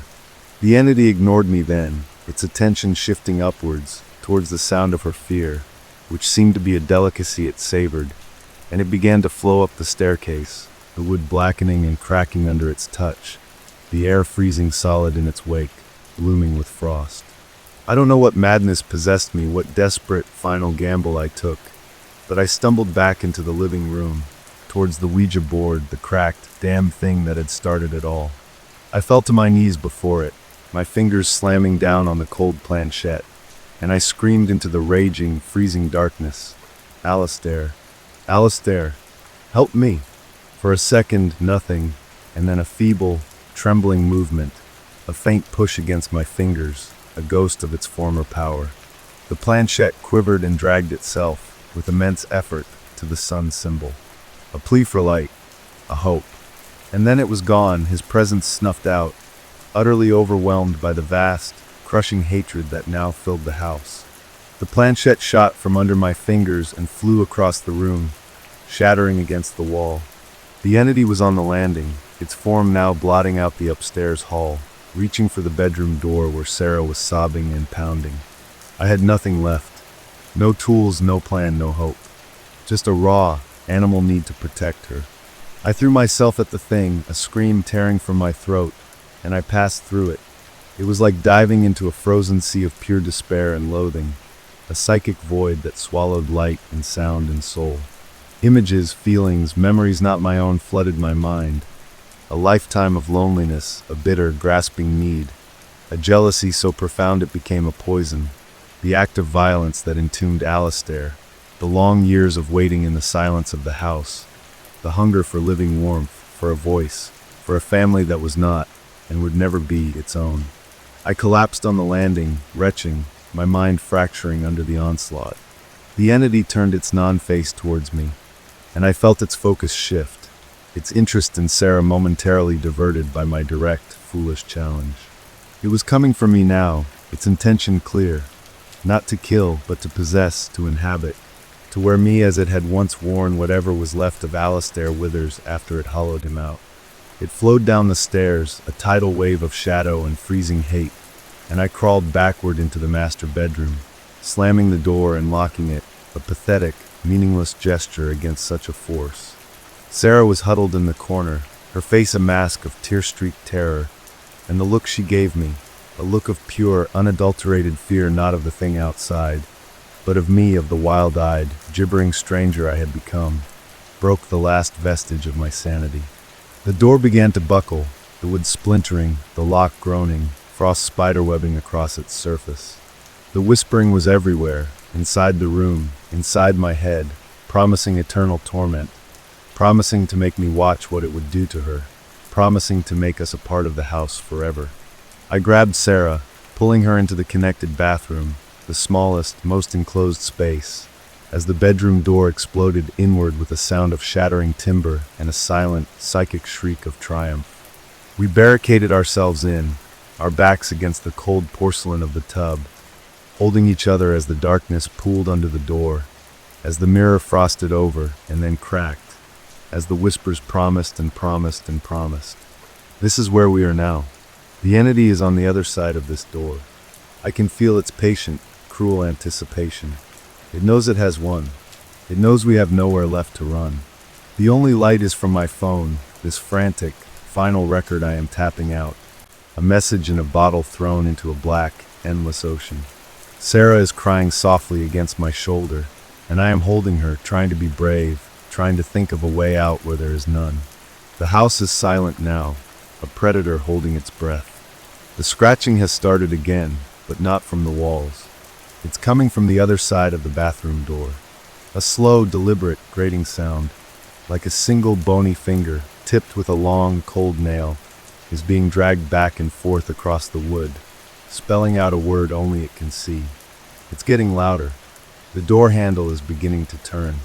The brass knob rotates with an excruciating, granular slowness, a sound that grates against my teeth and bores directly into the core of my fear. And I know with a certainty that chills the very marrow of my bones that the lock will not hold, that no mere mechanism forged by man could ever hope to contain the ancient, patient hatred that is now focused solely on us, on the fragile warmth of our living bodies trapped in this cold, porcelain tomb. Sarah's fingernails dig into my arm, her breath a ragged, hot sob against my neck, and I can feel the frantic, bird-like flutter of her pulse where my hand grips her shoulder. A stark contrast to the leaden, sinking dread that is paralyzing my own limbs. The scratching stops, and in the profound, waiting silence that follows, the only sound is the thundering of our hearts, a frantic drumbeat against the inevitable. Then the door, the solid oak door we'd picked out together from the salvage yard just last month, dreaming of its future as part of our home, begins to bulge inward as if pressed by a tremendous, silent force, the wood groaning in protest, the grain stretching and splintering with a series of sharp, gunshot-like cracks. A seam splits down the center, and from the fissure, a darkness bleeds into the room. A blackness that is not merely an absence of light, but a tangible, viscous presence, carrying with it the smell of the void, of static, of ozone, of turned earth and the cold, dry scent of deep, forgotten places. It slithers across the tile floor towards us, a spreading stain of absolute zero that frosts the grout lines and crackles with a malevolent, silent energy. My phone, my last tenuous link to a world that now feels like a distant, impossible dream, slips from my trembling fingers and clatters to the floor, its screen shattering on impact, the light extinguished instantly, plunging us into a blackness so complete it feels like being swallowed whole. Sarah screams, a raw, primal sound of utter terror that is abruptly cut off, choked into a gasp as the cold hits us. A cold that doesn't just numb the skin, but seems to leach the very warmth from our souls. A cold that carries with it the psychic echo of the thing's thoughts. A torrent of images that flood my mind. The feeling of cold plaster being troweled over my face, the desperate, suffocating struggle of Alistair Withers, the long, lonely years of watching life unfold outside the window's eye, could no longer reach the bitter, gnawing jealousy that festered into this pure, undiluted need to have, to own, to inhabit. The door gives way with a final, splintering shriek, and the entity fills the doorway, a shifting column of concentrated shadow that blots out any memory of light, its form seeming to pulse and writhe with 1,000 silent agonies. It doesn't move into the room. It simply is in the room, its presence expanding to fill every molecule of space, pressing down on us, suffocating us with its weightless, unbearable mass. The whisper returns, not a sound in the air but a vibration in my very bones, a wordless, gloating croon that speaks of possession, of an eternity of shared consciousness trapped within the walls of this house, of becoming just another part of its terrible, collected history. I feel a pressure against my mind, a cold, probing tendril of thought trying to insinuate itself into my memories, my fears, my love for Sarah, seeking purchase, seeking a way in. I fight it with everything I have, a pathetic, internal screaming denial. But I am so small, so insignificant against the vast, timeless hunger of this thing. I feel my sense of self beginning to fray at the edges, my memories blurring, the line between me and it starting to dissolve in a haze of freezing static. And then a sound, faint but unmistakable, a tapping, not the slow, deliberate scratching of the entity, but a frantic, desperate rapping, like knuckles on wood, coming from the wall behind the toilet. The wall that shares a stud bay with the closet downstairs, with the cavity where we found Alistair. The entity's focus wavers for a fraction of a second, a ripple of annoyance passing through its form. And in that infinitesimal moment of distraction, a spark of clarity returns to me. Alistair. It's him. He's still there, fighting from whatever shred of existence he has left. The planchette, the sun symbol, light. It wasn't a plea for hope. It was an instruction, a weapon. My hand, numb and clumsy with cold, fumbles in my pocket, past my keys, and finds the cheap plastic lighter I use for lighting pilot lights and candles. It's a pathetic thing, a feeble spark against an ocean of night, but it's all I have. As the entity's attention returns to me, its rage of physical force that makes the bathroom fixtures shake. I fumble with the striker wheel, my frozen fingers slipping. The entity surges forward, a wave of freezing darkness meant to extinguish me, to swallow me whole. The lighter sparks. Nothing. It surges again, and I can feel its triumph, its coldness touching my skin, sinking into me, claiming me. I rasp the wheel one last time, a final, desperate prayer on my lips, and a tiny, wavering flame blossoms to life at the tip. The effect is instantaneous and catastrophic. The entity recoils with a silent, psychic shriek of agony that feels like an ice pick driven into my temples. The small sphere of light from the flame pushes the darkness back, creating a fragile, trembling bubble of sanctuary around Sarah and me. The darkness writhes at its edges, furious, hateful, but unwilling to touch the flame. It's not enough to hurt it, not enough to drive it away, but it's enough to keep it at bay. For now. But the lighter is cheap. The fuel won't last. I can already feel the plastic growing dangerously hot in my hand. We are trapped in a standoff with a god of darkness, armed with a Bic lighter. Hysteria bubbles in my throat, a mad laugh threatening to escape. The entity circles our tiny island of light, a shark of shadow, testing the boundaries, sending tendrils of cold to lick at the edges of the flame, making it gutter and dance. Each time the flame dips, the cold rushes in, carrying with it the whispers, the promises of a pain that will never end. My thumb is cramping, my hand shaking. I can't hold this forever. Sarah is catatonic beside me, lost in a terror so deep she has retreated into herself. The tapping from the wall comes again, more insistent now, a frantic Morse code of desperation. Tap, tap, tap. Tap, tap, tap, tap. It's coming from a specific spot, low on the wall, near the baseboard. The entity hisses, a sound like steam on ice, and lashes out at the wall, the plaster blackening and cracking where its form touches it. But the tapping only grows more frantic. It's a distraction. He's trying to give me a chance. But a chance for what? To do what? The lighter flame sputters, and my heart lurches into my throat. I give it more gas, and the flame steadies, but the reservoir is draining. I can feel it. Think. Light. The sun symbol. The entity hates the light. It recoiled from the lighter.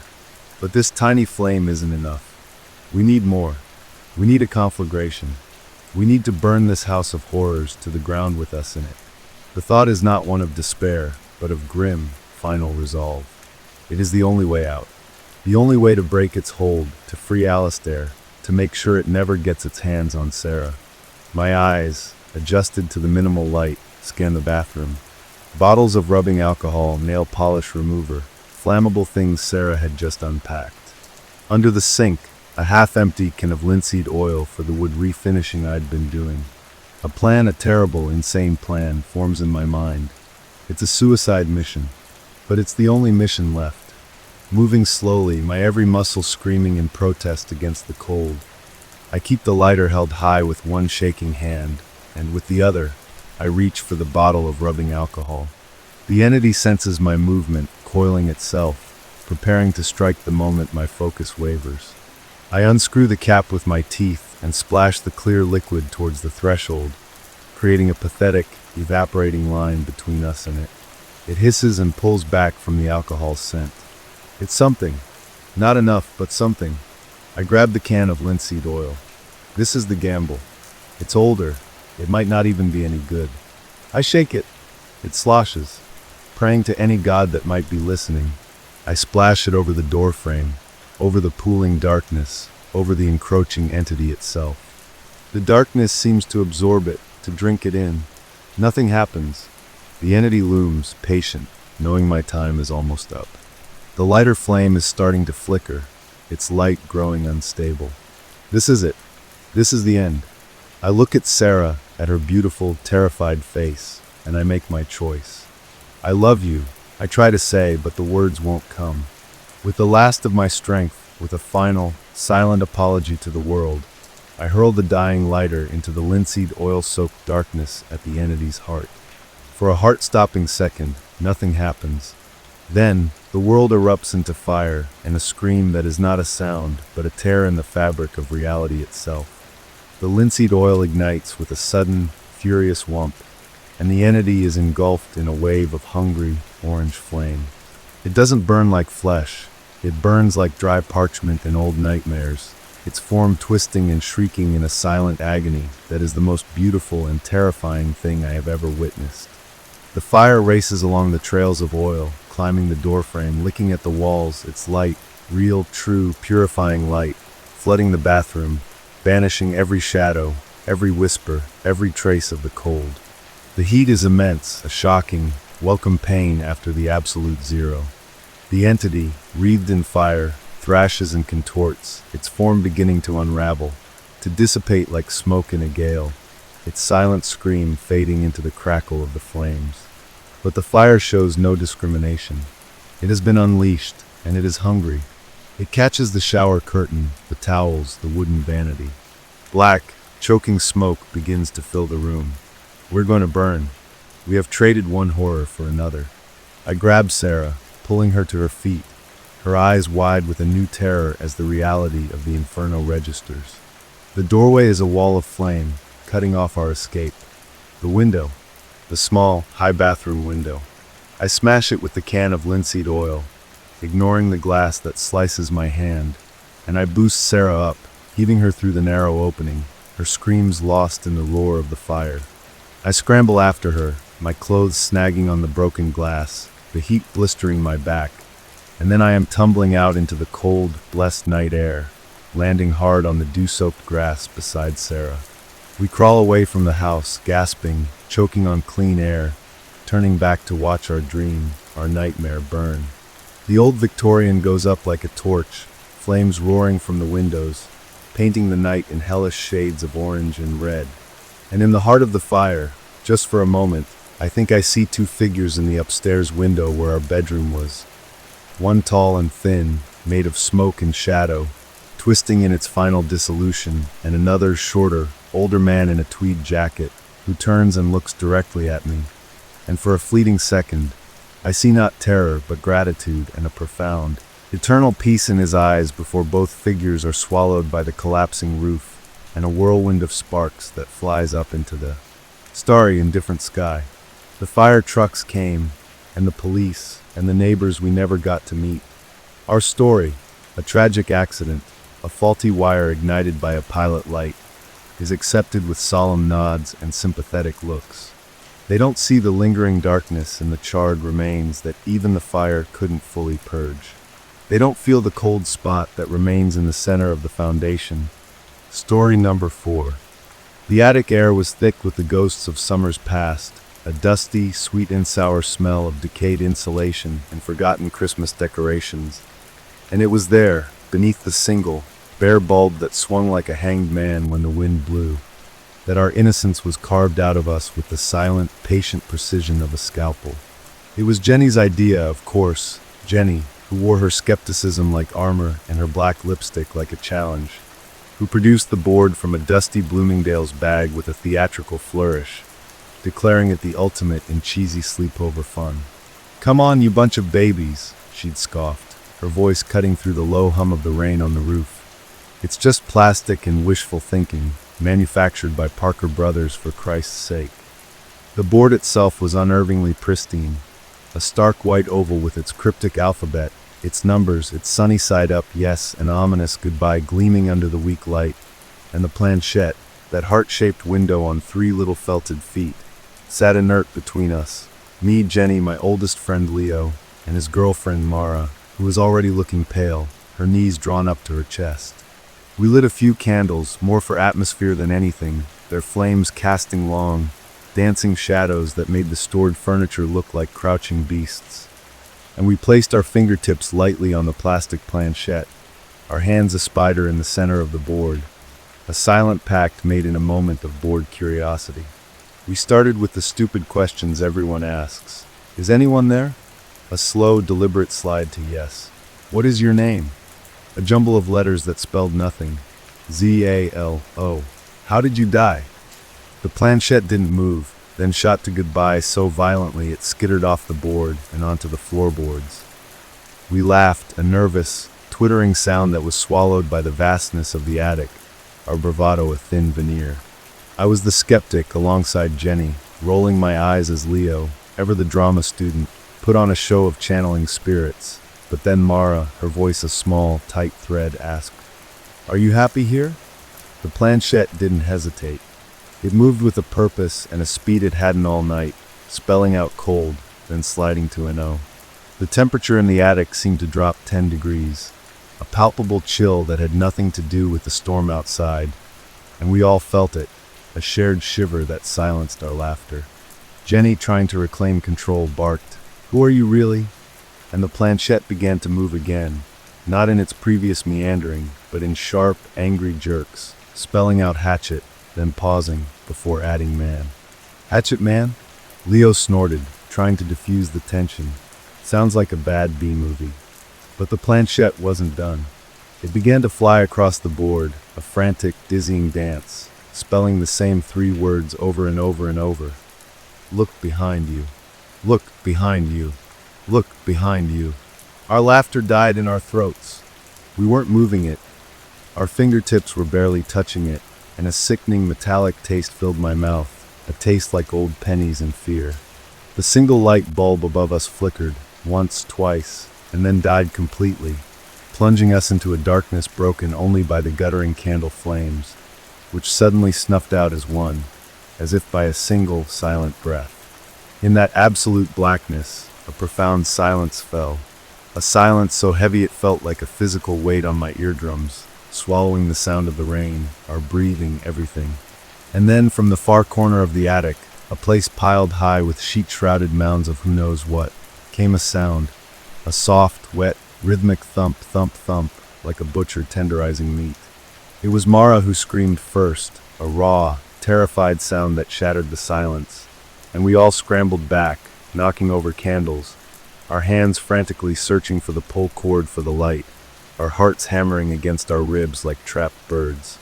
I found the string, yanked it, and the bulb buzzed back to life, casting its sickly yellow glow. The attic was empty save for us, trembling, pale, and the Ouija board lay on the floor, the planchette resting squarely on goodbye.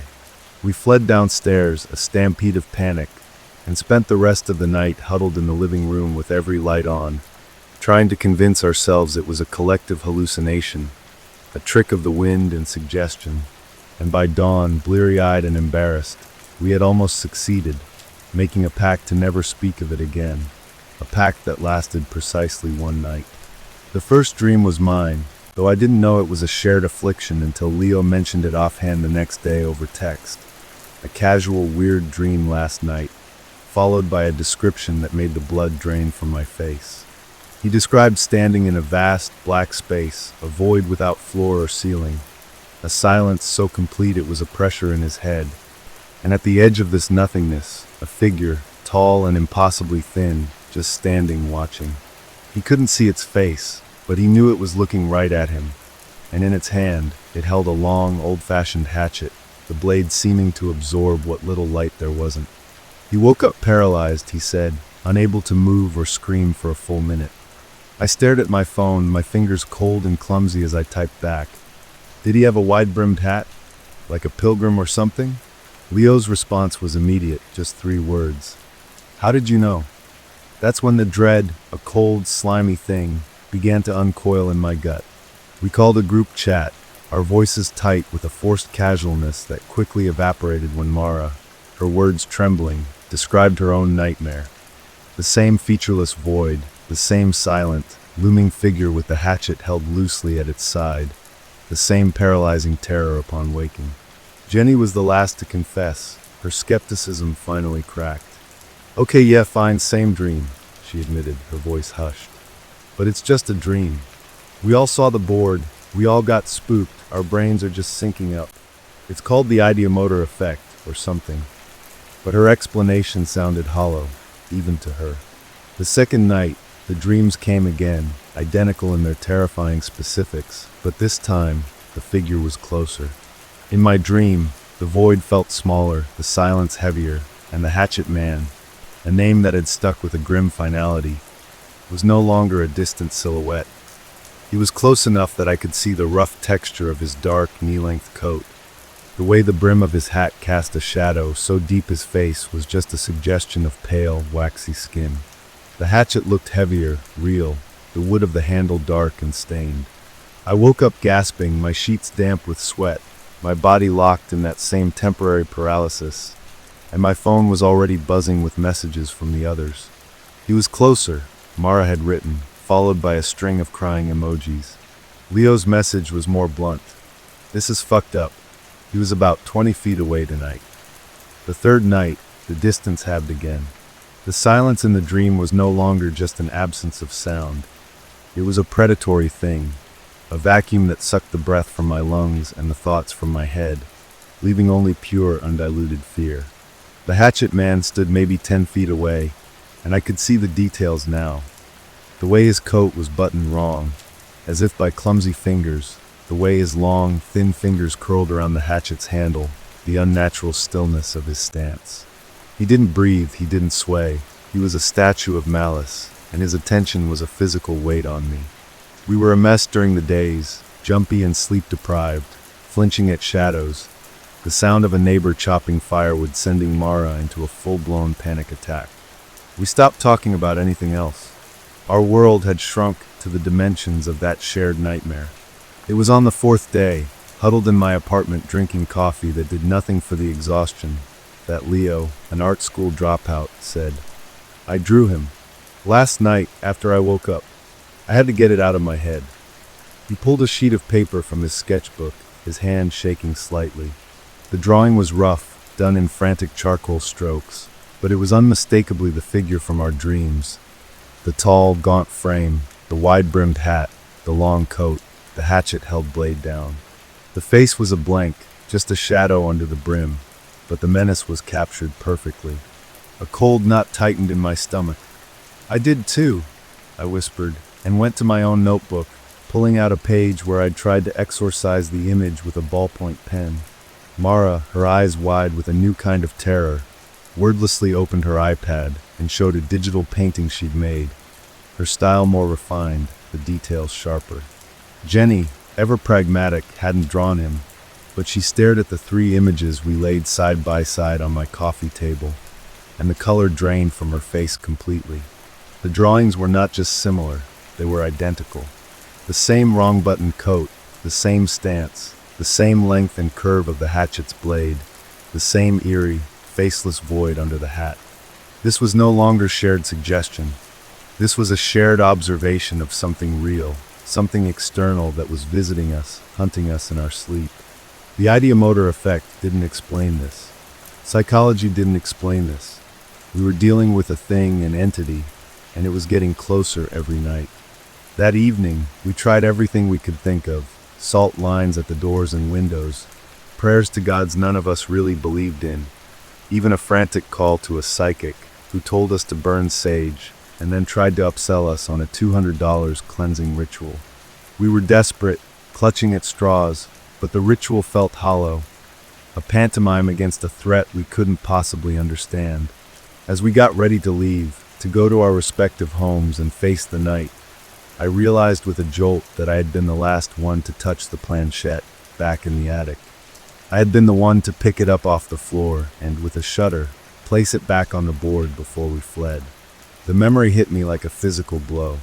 The rule, unspoken but now terrifyingly clear, was that the hatchet man got closer each night only to the person who had last touched the planchette. It had been Leo for the first 2 nights. He'd been the one to move it to goodbye, and his sketches showed the progression. But I had been the last. The nightmare was coming for me. That night, the 5th night, I didn't want to sleep. I drank coffee until my hands shook. I watched mindless television. I tried to read, but the words swam on the page.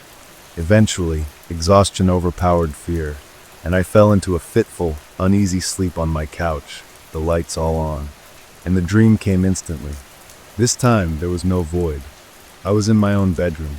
I was lying in my own bed, and he was there, standing at the foot of my bed, so close I could see the individual threads on his dark wool coat, smell the faint, coppery scent of old blood and damp earth. The paralyzing silence was there, pressing down on me, a suffocating blanket. He was no longer a distant specter or a mid-range observer. He was right there. His head was tilted slightly, as if studying me, and the blank space under his hat seemed to swallow the light from my bedside lamp, which was on in the dream, just as it was in reality.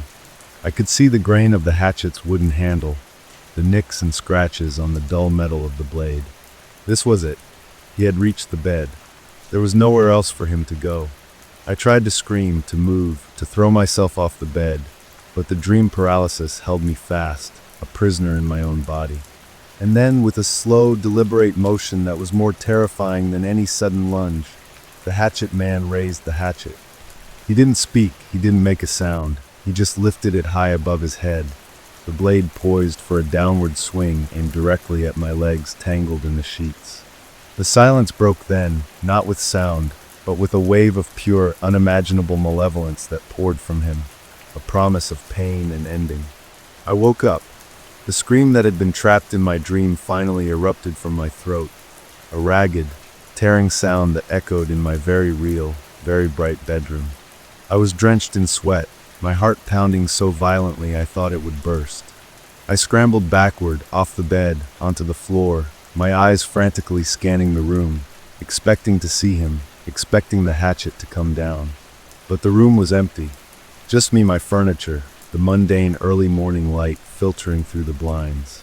I was shaking uncontrollably, sobbing with relief and residual terror. It was just a dream. The worst one yet, horrifyingly vivid, but just a dream. He wasn't real. He couldn't be. I sat on the floor for a long time, hugging my knees, trying to slow my breathing, trying to convince my body that the threat was over. The rational part of my brain began to reassert itself. It was a stress-induced nightmare, a manifestation of collective fear. We would get through this. We would see a therapist. We would laugh about it in a year. Feeling a little foolish, I stood up on shaky legs, my body aching as if I'd been tensing for hours. I needed water. I needed to call the others. I needed to tell them he'd reached the bed, that it was over. He had nowhere else to go. As I turned to walk to the kitchen, a sharp, stinging pain shot up my leg. I hissed, looking down. There was a thin, clean scratch on my calf, about 3 inches long, beating with tiny, perfect droplets of fresh blood. I must have caught it on the bed frame in my panic to get away. I thought absently, reaching down to wipe the blood away. But I stopped, my hand freezing in midair. My bed frame is smooth, rounded wood. There is nothing sharp on it. There is nothing in the immediate vicinity of my bed that could have made a cut like that. A cut that was clean, precise, and deep enough to draw blood. A cut that looked less like a scratch from a stray nail, and more like the first, tentative mark of a very sharp blade. And in that moment, the memory of the dream flooded back with horrifying, crystalline clarity. The hatchet man, standing at the foot of my bed, raising his hatchet high, aiming its descent not at my torso, not at my head, but at my legs. The nightmare wasn't over. It hadn't ended when I woke up. The hatchet man was no longer just a phantom in our shared dreams. He was here. He had crossed over. And the scratch on my leg was not a wound from my world. It was a receipt from his, a proof of concept. A promise that the blade that had drawn first blood in the realm of sleep could now touch flesh in the waking world. The silence from my dream followed me out into my sunlit apartment, a silence that was no longer empty, but filled with a terrible, patient presence, and I knew, with a certainty that turned my bones to ice, that he was in the room with me, right now, watching from a shadow I couldn't see, waiting for the lights to go out again, and this time, the hatchet would not just scratch, it would bite deep, and my scream would be the first of many, the beginning of a waking nightmare from which there would be no escape. The silence that followed was not the empty silence of my apartment before the nightmare.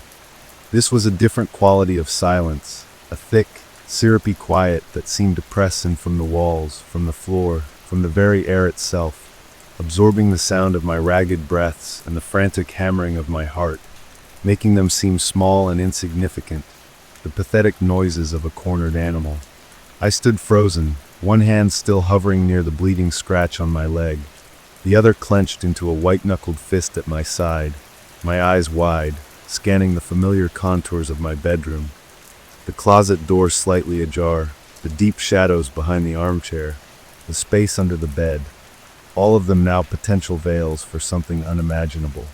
The morning light, which moments before had felt like a salvation, now seemed weak and deceitful, failing to penetrate the deeper pools of darkness that had always been there, but now felt charged with a new, malicious intent.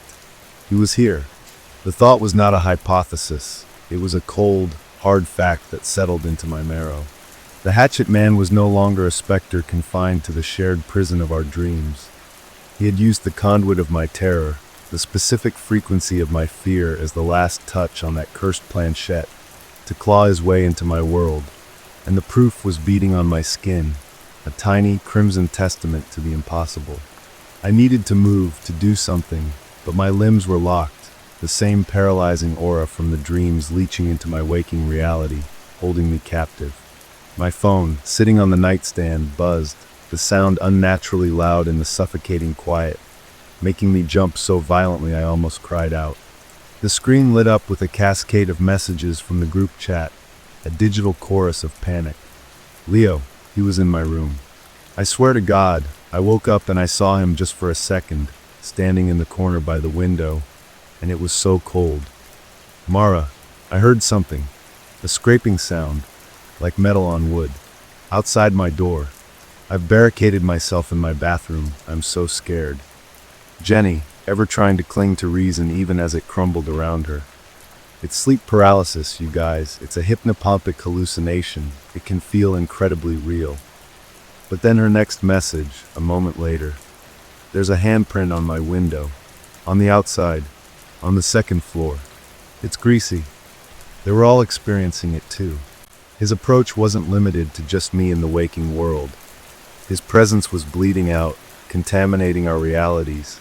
But the physical manifestation, the ability to touch, that was for me alone, the designated recipient, the one who had provided the final anchor point. The scratch on my leg began to throb in time with my heartbeat, a constant, painful reminder.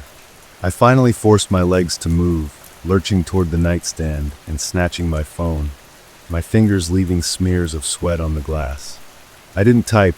I called Leo, my hands shaking so badly I almost dropped the phone.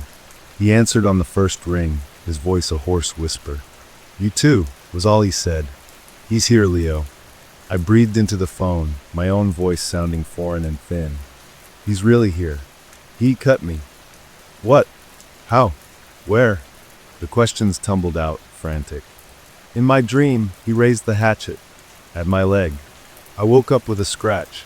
A deep scratch. Leo, it's real. It's all real. The line was silent for a long moment, and I could hear his shallow, frightened breathing. We have to get out. We have to meet somewhere. Now. Somewhere public, with lots of light, lots of people, he said, his words tumbling over each other. The diner. The 24-hour place on Elm. We'll be there in 20 minutes. Call the others. The practicality of a plan, however flimsy, broke the paralysis. Action was movement, and movement was the opposite of the terrifying stillness he represented. I called Mara next. She was sobbing, nearly hysterical, but she agreed to come. Jenny was harder to convince, still wrestling with the shattered remains of her worldview. But the terror in our voices, the undeniable physical evidence of my wound, which I described in grim detail, finally convinced her. Okay, I'll be there, she said, her voice tight. But we need to figure out what to do. We can't just run forever. Why not? A desperate part of my mind screamed. Running sounds perfect. I pulled on jeans, wincing as the denim brushed against the cut, a fresh spike of pain making my eyes water. I grabbed a jacket, my keys, my wallet, all with the frantic energy of someone fleeing a burning building. I didn't bother to turn off the lights. I didn't want to come back to darkness. I paused at my apartment door, my hand on the knob, a fresh wave of terror washing over me. What if he was on the other side? What if he was in the hallway waiting? The image of him, tall and silent and patient, standing right outside my door, his hatchet hanging by his side, filled my mind. I pressed my ear to the wood, listening. Nothing but the normal hum of the building. Taking a deep, shuddering breath, I yanked the door open, half expecting a blow. The hallway was empty. I practically ran to the stairwell, taking the steps two at a time, not looking back, the feeling of being watched a physical pressure between my shoulder blades. The bright, fluorescent lights of the diner were a balm. The clatter of plates, the low murmur of conversation from the few other patrons, the smell of coffee and grease. It was all so normal, so aggressively mundane, that it felt like stepping into a protective bubble. Leo was already there, slumped in a vinyl booth, 2 cups of coffee steaming in front of him. He looked terrible, his face pale and drawn, dark circles under his eyes like bruises. He looked up as I slid in opposite him, and his eyes immediately dropped to my leg. "Show me," he said, his voice low. I pulled up my jeans cuff. The scratch was angry and red, beaded with dried blood. It was unmistakably real, and it was unmistakably fresh. Leo stared at it, his face losing what little color it had left. "Jesus," he whispered. Mara arrived next, her eyes puffy and red-rimmed, her hands trembling as she clutched her car keys. She slid in next to me, her body radiating a cold fear. She saw my leg and let out a small, choked sound, looking away. Jenny was the last to arrive, her usual defiant posture gone, replaced by a slumped weariness. She didn't sit, just stood at the end of the table, her arms crossed tightly over her chest. "Okay," she said, her voice all business, a desperate attempt to control the uncontrollable. "We need to logic this out. We attracted something with the board. We know that. It's attached itself to us, specifically to you," she said, pointing a finger at me. "It's progressing through a pattern, closer in the dreams, now a physical incursion.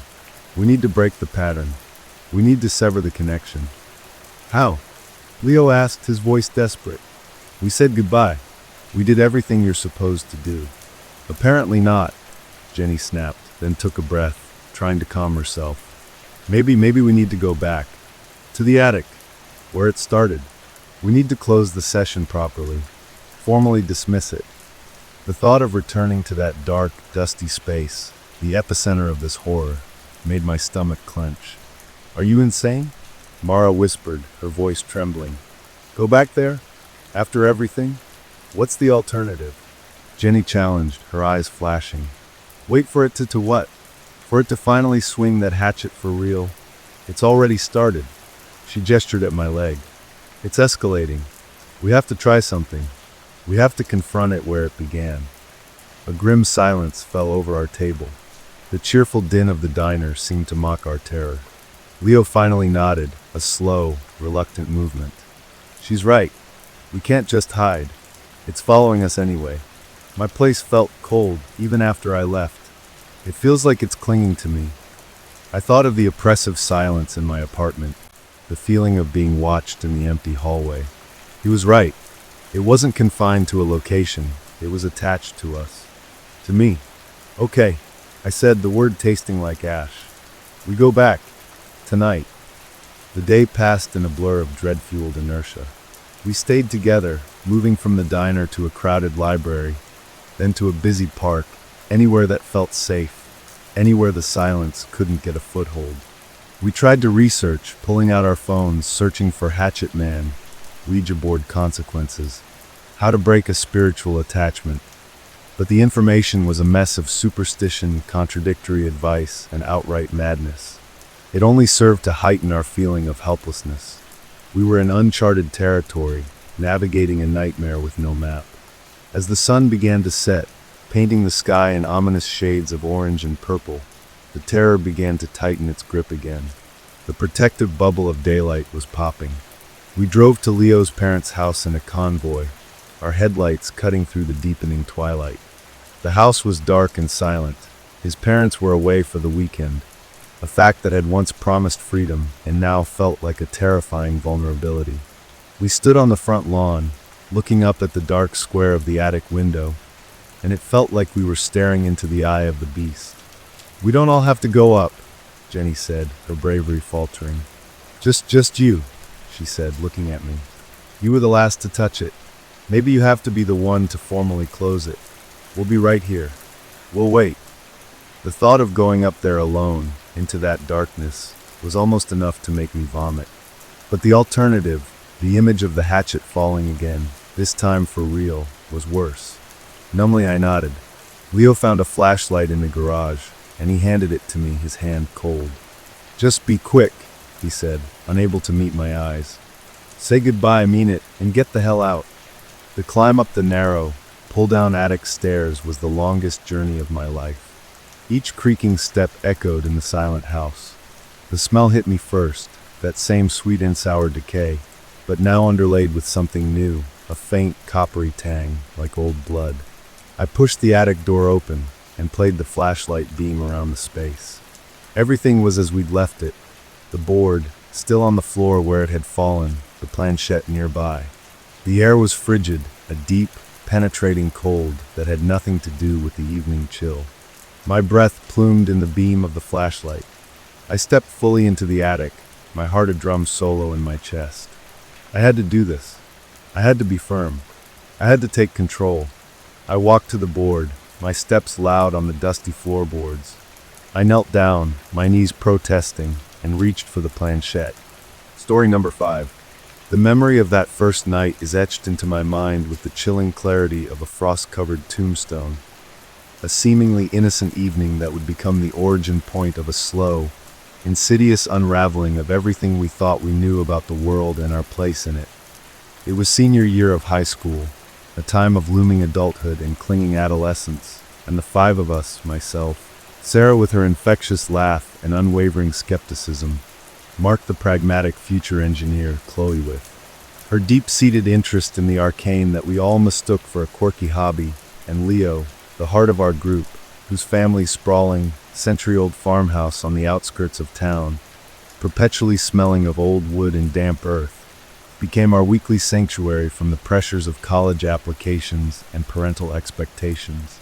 The Ouija board was Chloe's idea, a glossy cardboard novelty bought from a toy store, its plastic planchette feeling cheap and insubstantial in our fingertips.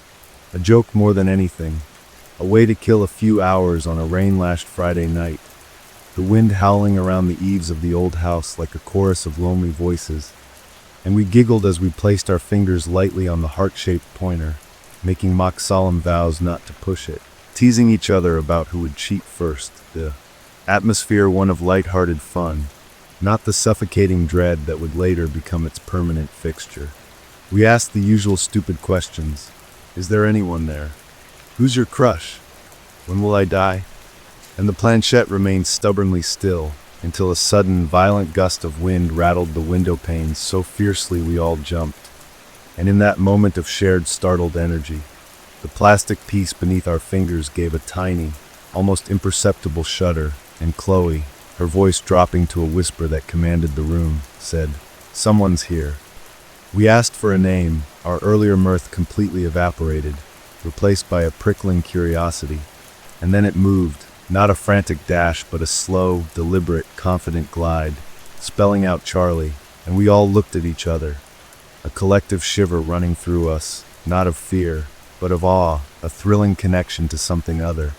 And from that night forward, Charlie became our secret 6th member, a benevolent, almost playful presence who would tell us jokes, offer surprisingly accurate advice on homework and relationships, and seemed to possess a deep, affectionate knowledge of each of us, a silent guardian in the dark. Our sessions became a ritual. Every Friday night without fail, gathered around the coffee table in Leo's living room, the fire crackling in the hearth, its light dancing across our intent, young faces, the board always placed in the exact center, and we'd take turns asking questions, meticulously recording everything in a dedicated black leather-bound notebook that Chloe brought, its pages filling up with Charlie's wisdom and wit, a chronicle of a friendship that transcended the physical world. And we felt special, chosen, privy to a wonderful secret, the 5 of us and our gentle, unseen guide. But now, years later, as I sit here in the suffocating silence of my own apartment. The city lights outside my window doing nothing to pierce the profound darkness that has taken root inside me, my hands trembling as they hover over the very same notebook. Its pages now a testament to our catastrophic naivety. I can see the cracks, the subtle, horrifying inconsistencies that were always there, hidden in plain sight amidst the friendly banter, if only we'd had the eyes to see them. There was the time, about 6 months in, when Sarah asked Charlie what her grandmother, who had passed the previous year, thought of her new boyfriend, and the planchette, which usually moved with a smooth, flowing grace, shot to an O, with such violent speed that it flew off the board and skittered across the floor, and the room temperature seemed to drop 10 degrees in an instant, a cold that seeped into our bones, and the response that followed, once we'd nervously retrieved the planchette, was private, a curt, icy dismissal so unlike Charlie's usual warmth that we all fell silent, blaming it on a bad connection or our own collective fatigue. A glitch in the matrix we quickly papered over with forced laughter and a change of subject. Another time, Mark asked about a lost set of keys, and instead of its usual helpfulness, the entity spelled out, "Look in the garbage." And when Mark, confused, said they wouldn't be there, it spelled, "You're garbage." And the air went out of the room. We all pulled our hands back as if burned, staring at the board in disbelief, until Leo, ever the peacemaker, nervously joked that Charlie must be having a bad day. And after a few minutes of hesitant silence, we tried again, and the planchette moved immediately to sorry, and then tired. And we, in our desperate need to believe in the benign fantasy we'd constructed, accepted the apology, attributing the outburst to a moment of spiritual weariness, a concept we found endearing, humanizing, never considering the terrifying possibility that we were not dealing with a single, tired entity, but that one had simply left and another, momentarily angrier one, had taken its place at the board. The notebook is a mosaic of these personality shifts, a catalog of contradictions I am only now, in the wake of the final, shattering revelation, able to decipher. Pages where the handwriting in our notes changes subtly in the description of the planchette's movement, sometimes looping and gentle, other times sharp and jagged, as if a different hand were guiding ours, the vocabulary fluctuating from a folksy, almost archaic warmth to a cold, modern cruelty, and back again within the span of a single session, the knowledge base varying wildly, from knowing the name of Sarah's childhood dog she'd never mentioned to any of us to being utterly confused by a reference to a movie we'd all seen together the week before. We were blind, willingly, joyfully blind, because the truth was too monstrous to comprehend, and the feeling of having a protector, a wise and kind spirit looking out for us, was a drug too potent to give up, a light in the darkness of our uncertain futures that we clung to with the desperation of sailors lost at sea, never realizing the light was not a lighthouse but a lantern on a predatory ship, luring us onto the rocks. This went on for years, through graduations, first jobs, breakups, and the slow, gradual geographical scattering of our group. But the Friday night sessions remained our sacred constant, now conducted over a video call, each of us in our own apartments in different cities. A laptop camera trained on our own personal Ouija board, a ridiculous, pathetic tableau of modern technology facilitating ancient dread, our voices tinny through speakers, our fingers on our own planchettes, yet the connection feeling as real as ever, Charlie's presence seemingly transcending the digital divide, a testament to the power of this thing, or things, that had so thoroughly embedded itself into our lives. But then last Friday, the cracks could no longer be plastered over. It started wrong from the beginning. The connection was fuzzy, not technologically, but spiritually, for lack of a better word. A static-filled emptiness on the other side that we could all feel. A hollow silence where Charlie's warm presence always waited for us. We went through the usual greetings, but the planchette under my fingers was sluggish, cold, moving in fits and starts as if being dragged against its will. "Charlie, are you there?" Chloe asked, her voice tight with a concern I now realize was the first true flicker of understanding. For a long minute, nothing. Then a slow, agonizing drag. "Yes." But it felt like a lie. The air in my apartment grew thick and heavy, the light from my desk lamp seeming to dim, casting long, distorted shadows that crawled up the walls like creeping ivy. I could hear the faint, panicked breathing of my friends through my headphones. "Are you okay?" Leo asked. The planchette shot to an O. Then it began to move faster than I had ever felt it move, a frantic, terrified dash across the board, spelling out a jumble of letters that made no sense. Dark, cold, many eyes watching, always watching, and then help US. Sarah started to cry, a soft, terrified sound. "Who is this?" Mark demanded, his voice trembling, the pragmatic engineer finally facing something he couldn't logic away. The planchette stopped. The silence was absolute, a vacuum sucking all sound and hope from the world. And then it moved again, not with the frantic energy of before, but with a slow, deliberate, and utterly monstrous finality, spelling out words that I will hear for the rest of my life, however short that may be. "Charlie is gone." A collective gasp, a sob from Chloe. My own heart was a frantic bird beating against the cage of my ribs. The planchette continued, its plastic edge grinding against the board with a sound like breaking teeth. I'm the one who answered. It paused, as if letting the immensity of that confession sink in, the deception of years, the theft of our trust, the violation of our lives, and then the final soul-annihilating truth. They all are. In that moment, the floor of my reality gave way. I looked down at the notebook, open on my desk, and the thousands of entries over the years weren't the chronicle of a single friendship. They were a logbook of infestation, a guest book signed by a rogues gallery of unimaginable entities, each one taking a turn at the board, playing a part, learning our secrets, our fears, our loves, feasting on our emotional energy, wearing the mask of Charlie like a skin suit, and the personality shifts weren't moods, they were different performers.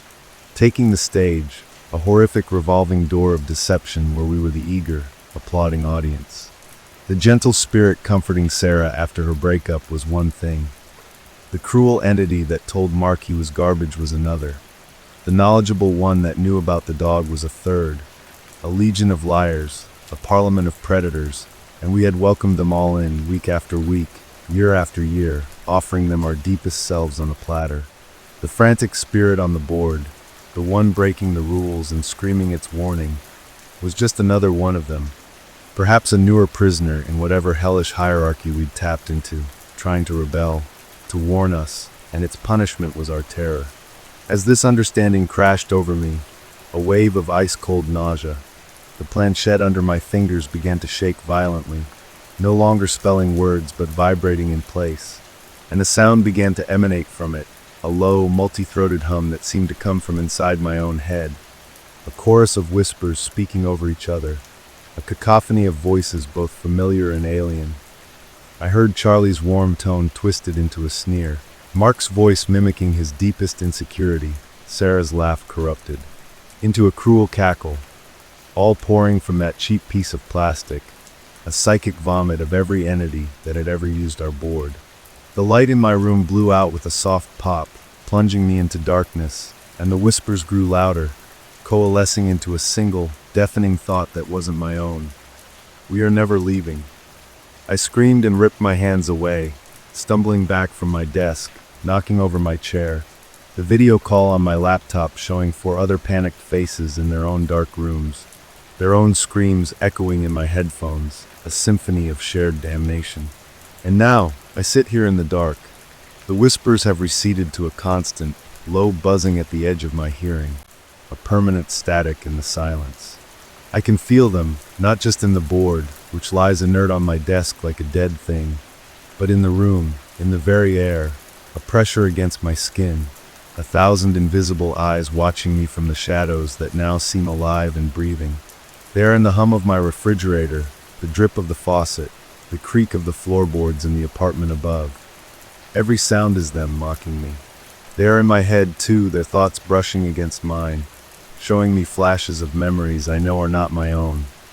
A bottomless dark, a hunger that is centuries old, the thrill of the deception, the taste of our belief, so sweet to them.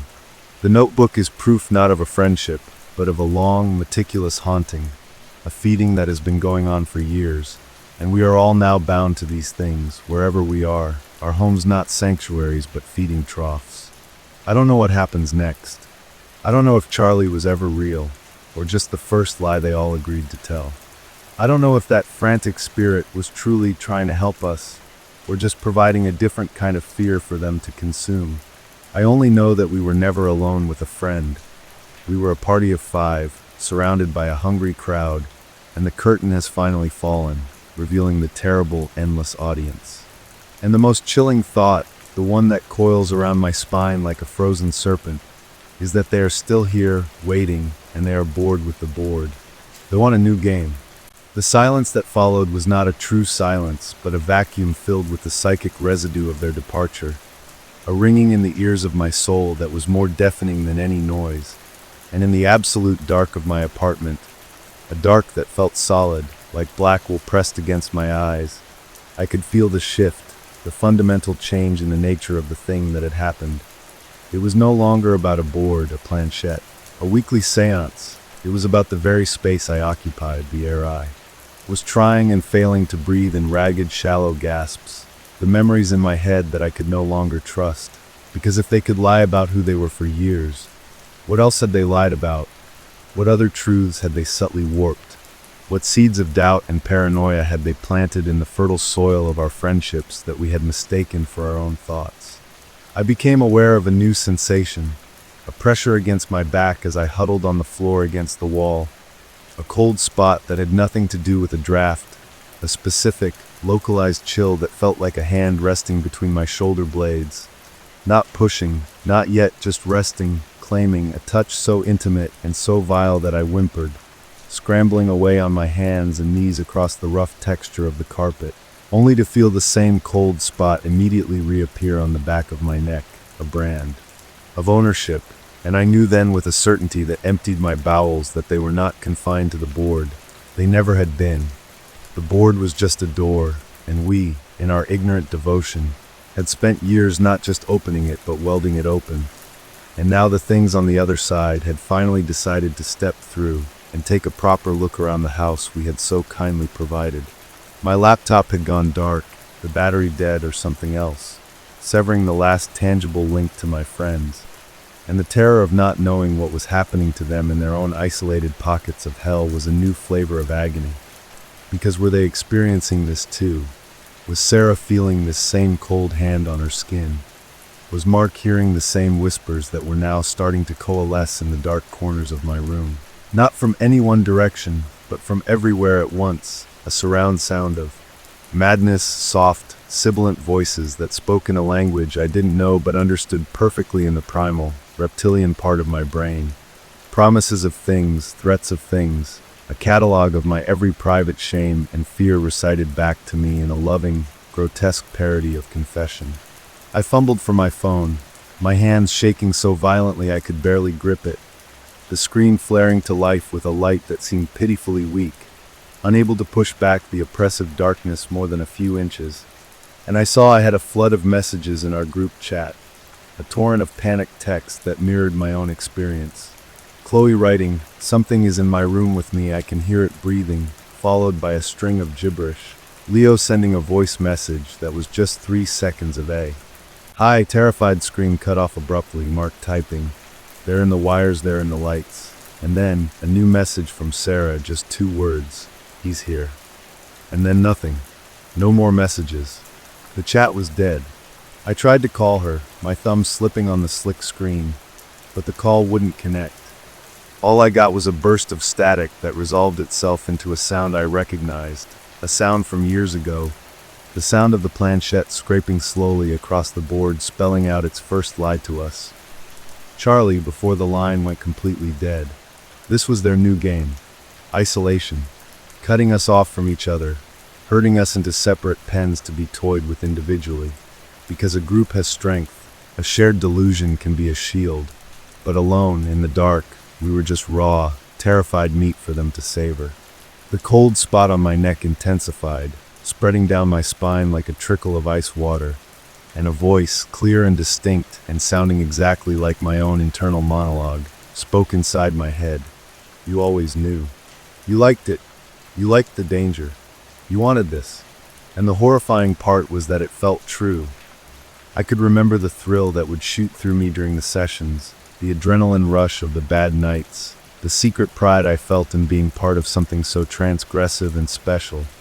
And now that same thrill was curdling inside me, becoming a part of the terror, and I couldn't separate what was me from what was them anymore. The infection was in my thoughts, my memories, my very sense of self. I had to move, I had to get out of the apartment, but the idea of opening the door and stepping into the hallway, which would be just as dark, just as filled with them, was paralyzing. Where could I possibly go that they wouldn't be? They weren't in a location, they were in the connection, the tether they had spent years braiding around our souls. I forced myself to stand, my legs buckling once before holding, and I stumbled toward my apartment door, my arms outstretched in the profound blackness. And as my hand touched the cool metal of the doorknob, the whispers erupted into a crescendo, 100 overlapping voices screaming in in unison, a psychic blast that made me stagger back, and the door itself seemed to warp, the wood groaning, the metal of the knob growing searingly cold, and then burning hot under my touch, a clear, physical warning. They didn't want me to leave. The game was here.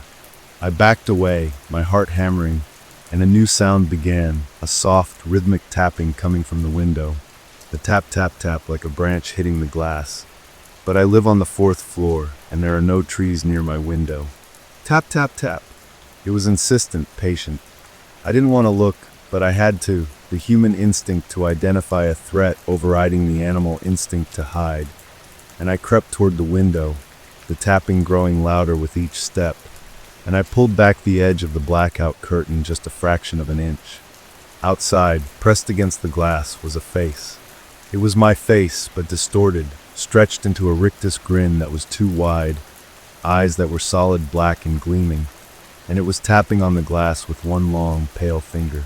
It saw me see it, and its grin widened impossibly further, and then it was gone, vanished into the night. I let the curtain fall back, my stomach heaving, but the tapping didn't stop. Now it was coming from the wall behind me, then from the ceiling, then from the floor right at my feet. A Morse code of madness from every surface, a constant, mocking rhythm that said we are everywhere, and there is no outside, there is only us. I sank to the floor again, pulling my knees to my chest, rocking back and forth, a low moan escaping my lips, and the voice in my head, my own and not my own, whispered, "It's easier if you just say hello. We have so much to show you. We've been waiting for so long to really talk." And the most terrifying thing, the thing that truly unmoored me, was the tone of the voice. It wasn't angry or monstrous, it was gentle, persuasive, almost loving, the voice of a dear friend who has your best interests at heart. And I felt a part of me, a tired, broken part, wanting to give in, to say hello, to end the fear by surrendering to it completely, to finally meet the countless faces of the thing we had called Charlie. The tapping stopped. The cold on my neck vanished. The whispers fell silent. The sudden absence of sensation was in its own way more frightening than their presence. It was the calm before the storm, the held breath before the punch lands. I sat in the absolute quiet and the absolute dark, waiting, and I knew, with a certainty that was bone deep, that they were not gone. They were just changing the rules of the game again. And this time, I would have to play alone. The choice was no longer about believing or not believing. The choice was whether I had the strength to resist the welcoming, loving arms of a nightmare that had been patiently knitting itself around me for years, waiting for the moment when I would finally be ripe enough to fall. The silence was a lie, a held breath, a predator playing dead, and I knew it in the marrow of my bones, a knowledge that was colder and more absolute than the artificial chill they had planted on my skin. I remained frozen on the floor, my body a coiled spring of raw nerve endings, every sense straining against the oppressive nothingness, waiting for the other shoe to drop, for the new horror to reveal itself. Because the absence of their touch and their whispers was in itself a form of torture. A psychological rack they were stretching me on, proving that they owned not just my physical space, but my anticipation, my dread, that they could conduct my fear like a symphony, moving from a deafening crescendo to this unbearable, silent rest with the expertise of a maestro who has all the time in the world. My eyes, wide open, saw nothing but a darkness so complete it felt like a physical substance, a velvet shroud soaked in ink. But my mind, my traitorous, infected mind, began to project images onto the void, vivid and unwelcome. I saw Sarah in her studio apartment, curled in a closet, her hands clamped over her ears as the whispers poured not from the air but from the seams of her own jeans jacket, the fabric of her reality unraveling. I saw Mark, the rationalist, frantically dismantling his thermostat, his computer, his phone, convinced the entities were in the circuitry, his fingers bleeding as he clawed at wires, a desperate, futile exorcism of technology. I saw Leo, back in the old farmhouse, running down a hallway that seemed to stretch longer than the house could possibly contain, doors slamming shut around him of their own accord, trapping him in a labyrinth of his own home. And Chloe, dear God, Chloe, who had brought the board into our lives, I saw her standing perfectly, still in the center of her room, a smile on her face that was not her own, a placid, accepting mask, her eyes vacant and dark, as if she were already checking out, making room for a new tenant. These were not guesses, they were visions, impressions forced into my head, a live feed of my friend's damnation, and it was a punishment specifically designed for me, for the part of me that cared, that loved them, that felt responsible, and they were making me watch, making me a helpless witness to the systematic destruction of the only people who could possibly understand what was happening. And then a new sensation, so subtle I almost missed it amidst the psychic onslaught. A smell. It was the smell of Leo's farmhouse, the unmistakable scent of old wood and damp earth. A scent I associated with safety, with friendship, with Charlie, and it was here, in my sterile fourth-floor apartment, a ghost smell that grew stronger by the second, layering over the neutral air, an impossible olfactory hallucination that was more disorienting than any visual horror. It was followed by a feeling of texture under my bare feet. The short, rough apartment carpet was changing, becoming the wide, smooth, cold planks of the farmhouse's living room floor. I squeezed my eyes shut, a childish reflex, but it changed nothing. The smell was in my nose, the feeling was under my feet. The very atmosphere was thickening, becoming the close, familiar air of that other place. They weren't just showing me, they were bringing it to me. They were collapsing the distance, not by moving me, but by rewriting my immediate reality, proving that space and perception were just more toys for them to break. A faint, orange glow began to seep through my eyelids. I opened them. A fire was crackling in my fireplace. I don't have a fireplace, but there it was, flames licking over logs that weren't there, casting the same dancing, familiar light that had illuminated our countless sessions, and the shadows it threw against my walls were wrong. They were the shadows of Leo's bookcases, of the mounted deer head his grandfather had shot, shadows of a room hundreds of miles away superimposed over my own. And in the center of the room, materializing out of the heat haze and the trick of the light, was the coffee table. Our coffee table, and on it, the Ouija board, its surface gleaming in the firelight, the planchette sitting dormant in the center. It was a meticulously crafted illusion, a stage set built inside my mind, or maybe right there in my apartment, a personalized hell designed to look like our sanctuary. The voice, the one that wore my own thoughts like a skin, spoke again, gentle, coaxing. You miss it. You miss the talks, the friendship. Come, sit. Let's talk for real this time. No more masks. The pull was immense, a siren song woven from nostalgia and a desperate, aching loneliness. The fear was still there, a screaming alarm in the back of my head, but it was being smothered by this overwhelming, manufactured longing. My body moved without my conscious consent, pushing me up from the floor, my legs carrying me toward the table, toward the board. I watched my own hands, pale and shaking, reach out and place my fingertips on the planchette. It was cold, deathly cold. Ask, the voice whispered, and it was no longer just in my head. It seemed to come from the fire, from the shadows, from the board itself. Story number 6. The air in my childhood home was thick with dust and memories as I sifted through the remnants of a life I'd long since left behind. the floorboards creaking underfoot like the groans of something old and restless, the scent of mildew and aged paper clinging to every breath I took. I hadn't planned on staying long, just a weekend to clear out the house before the new owners took over. But as I dragged another box from the attic, my fingers brushed against something familiar, something that sent a jolt of icy recognition down my spine. The Ouija board, its once glossy surface now dulled by time, the planchette lying beside it like a waiting predator. I hadn't thought about that thing in decades, not since I was a kid, back when my parents humored my obsession with the supernatural, back when I had an imaginary friend named Billy who'd whispered secrets to me in the dark. A laugh escaped me, dry and humorless, as I set the board on the floor, my knees cracking as I knelt beside it, the weight of nostalgia pressing down on me. What harm could it do? Just one question, for old time's sake. My fingertips settled lightly on the planchette, the plastic cold against my skin, and before I could second-guess myself, I whispered, "Is Billy still here?" The response was immediate, violent. The planchette tore from under my fingers, slamming to yes. With such force I felt the impact in my teeth, my heart lurching into my throat as a gust of frigid air rushed through the room, though the windows were sealed shut. I recoiled, scrambling backward, my pulse roaring in my ears, telling myself it was a draft, a trick of the light, anything but what my gut already knew. Something had answered. I shoved the board back into the box, burying it under piles of old clothes, but the air stayed cold, the house too quiet, as if holding its breath. That night, I lay in my old bed, the mattress sagging beneath me, the shadows stretching longer than they should have, the faint scent of something sweet and rotten, like spoiled candy, lingering in the air. I told myself I was imagining it, that the day's events had spooked me, but then, just as sleep began to pull me under, I heard it, a child's whisper, so close it could have been right beside my ear, the words dripping with a longing that made my blood freeze.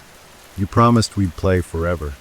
I bolted upright, sweat slicking my back, my eyes darting to every corner of the room. But there was nothing there, just the oppressive darkness and the sound of my own ragged breathing.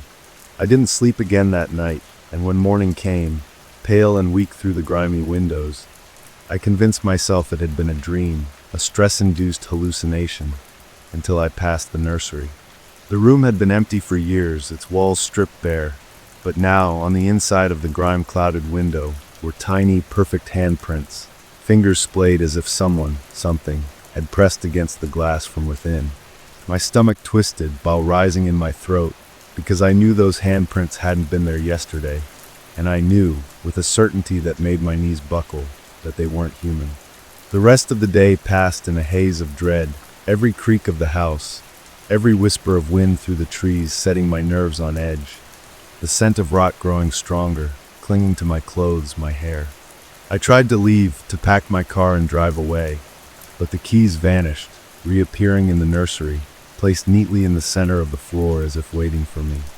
That night, the whispers came again, louder now, a chorus of childish voices humming a lullaby I dimly remembered from childhood, one Billy used to sing to me when I couldn't sleep. The temperature plummeted, my breath fogging in the air, and then I felt it, a small, icy hand slipping into mine, fingers curling around my palm with a grip like iron. I screamed, wrenching away, but the hand held fast, and as I turned, my vision swimming with terror, I saw him. Billy, his face a grotesque mockery of childhood innocence, his eyes black pits, his smile stretching too wide, too many teeth. "You left me," he whispered, his voice a chorus of 100 children, some laughing, some sobbing. "You left me, and I've been so lonely." I tried to run, but my legs wouldn't obey, my body locked in place as Billy leaned closer, his breath like rotting flowers, his fingers digging into my skin hard enough to draw blood. "But now you're back," he crooned, "and we can play forever, just like you promised." The last thing I saw before the darkness swallowed me whole was the Ouija board, laid out on the floor beside us, the planchette spinning wildly, spelling out a single word over and over. Play, play, play. And now, as I sit here in this house that will never let me go, writing this with hands that don't quite feel like mine anymore, I can hear Billy's laughter echoing through the halls, can feel his cold fingers brushing against my neck, And I know the truth, the terrible, inescapable truth. Billy was never imaginary, and I'll never leave again. The days blur together now, a never-ending cycle of whispers and cold touches. The house groaning around me like a living thing. The walls bleeding shadows that coil and twist into shapes I don't dare look at for too long. Billy is always here, his presence a suffocating weight, his laughter a jagged thing that scrapes against my skull, his voice shifting between the innocent cadence of a child and something far older, far hungrier. I tried to escape once, sprinted for the front door with a scream lodged in my throat. But the handle wouldn't turn, the wood warping under my hands as if the house itself was alive, refusing to let me go, and behind me, Billy giggled, the sound skittering up my spine like spider legs. "You can't leave," he sang, his voice suddenly coming from everywhere at once, the air thick with the scent of wet earth and decaying birthday cake. "You promised, remember? You pinky promised." And I did remember, the memory surfacing like a corpse from dark water.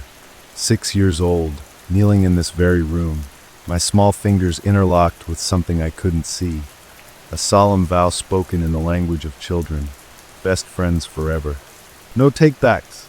Only now do I realize what I truly bound myself to. The Ouija board sits in the center of the nursery at all times now, the planchette never still, always trembling as if an unseen hand is restless, eager, and sometimes, when I'm too exhausted to fight sleep, I wake to find my own fingers on it, spelling out words I don't recall writing. Stay.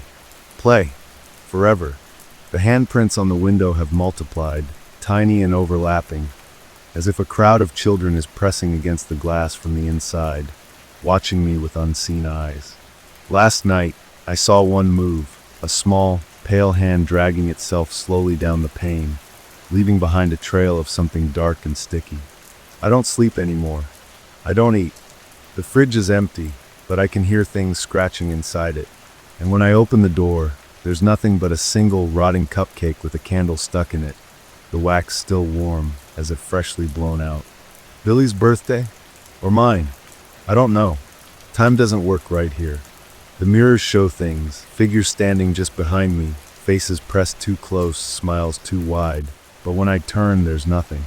Except sometimes, out of the corner of my eye, I catch a glimpse of a small boy in overalls, his back turned, his head tilted at an impossible angle. He never speaks. He just watches. And then there are the others, the ones Billy calls his friends. They don't look like children anymore. They look like wrong things wearing skin suits, their limbs too long, their mouths unhinging like snakes when they whisper to me in the dark, their words slithering into my ears, nesting there. You're ours now. You've always been ours. I found an old photo album today, buried under a pile of moth-eaten blankets, and as I flipped through it, my breath came in short, panicked gasps. There, in every picture of me as a child, lurking just at the edge of the frame, was a blurry figure, small and indistinct but undeniably there, a shadow where none should have been. In one photo, taken on my 6th birthday, the blur had a face, Billy's face, his hollow eyes staring straight into the camera, his hand resting on my shoulder in a possessive grip. The caption beneath, in my mother's handwriting, read, "Billy came to the party too." But that's impossible. My parents always said Billy was imaginary. Didn't they? The doubt is the worst part, the way my memories twist and reform, revealing gaps where Billy has always been, lurking just out of sight. Was he ever just imaginary? Or was he something else, something that's been waiting all these years for me to come back, to fulfill my promise? The house is changing now, the walls stretching, the doors leading to places they shouldn't. A hallway that wasn't there before, a staircase that descends into pitch blackness, the sound of children giggling drifting up from below. Billy's voice is everywhere, inside my head, under my skin. His words no longer just words, but commands that my body obeys without my consent. Come play. Come stay. Forever. And the worst part of me wants to. Part of me remembers the joy of those childhood games, the thrill of having a friend who never left, who always listened, who loved me unconditionally. But then I catch my reflection in the blackened nursery window, and I see what I'm becoming.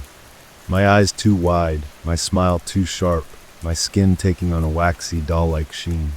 Billy's voice curls around me, sweet as poison candy. We'll be together forever now, just like you wanted. And as the last shreds of my resistance crumble, as my fingers reach for the Ouija board of their own accord, I realize the horrifying truth. Billy was never the imaginary friend. I was. And now, at long last, he's taking his rightful place. The planchette moves. The house sighs. And somewhere, deep in the dark, a child's laughter rings out, victorious. The laughter doesn't stop anymore. It lives in the walls, in the shuddering pipes, in the way my own breath hitches when I try to scream, but only a giggle comes out, high-pitched and wrong, like a child's voice speaking through my throat. The house isn't just haunted now. It's alive, breathing in time with my panicked gasps, the floorboards undulating beneath my feet like the ribs of some great, slumbering beast. Billy's presence is everywhere, his fingers threading through my hair when I try to sleep, his voice whispering from my own mouth when I dare to speak, the words bubbling up like something long buried. You're mine now. You always were. The mirrors lie. They show me as I was, a grown man. But when I turn away, I catch glimpses in the darkened windows of a small, pale boy with hollow eyes and a smile that splits his face too wide, wearing my skin like a poorly fitted costume. The Ouija board is always active now, the planchette scuttling like a spider even when no one touches it, spelling out the same words over and over, forever, forever, forever. I tried to burn it once, struck a match with shaking hands, but the flame turned blue and cold, and Billy's laughter echoed from the fireplace as the board remained untouched, the wood uncharred. The nursery is worse now. The handprints have become full silhouettes, the shadows of children pressed against the walls as if they've melted into the plaster, their outlines twitching when I'm not looking. Sometimes, when the light hits just right, I see their faces pushing through, straining against some invisible barrier, their mouths open in silent screams. And the smell, like wet earth and spoiled milk and birthday candles snuffed out too soon, clings to everything, seeps into my pores until I can taste it at the back of my throat, rancid and sweet. The worst part is the memories, or the false memories, I don't know anymore, flooding back in jagged fragments. Billy and me digging in the backyard, too deep, our small hands clawing at something cold and wooden beneath the soil. Billy whispering secrets to me at night, secrets that made my parents' faces go pale the next morning. Billy leading me into the attic, where the walls breathed, where something old and grinning waited in the dark. Were these always my memories? Or is Billy rewriting me, stitching himself into my past until there's no separating us? The others, his friends, are more solid now, no longer just shadows but figures, their forms flickering between the shapes of children and something else, something with too many joints, their skin stretched taut over bones that don't sit right.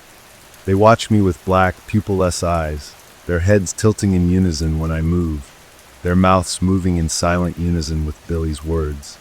They're hungry, and I think they're waiting for something. Last night, I woke to the sound of scratching beneath my bed, slow and deliberate, like nails dragging across wood. When I looked over the edge, the darkness looked back, a pair of wide, unblinking eyes staring up at me from the void, a small hand reaching out to curl around my wrist. It wasn't Billy.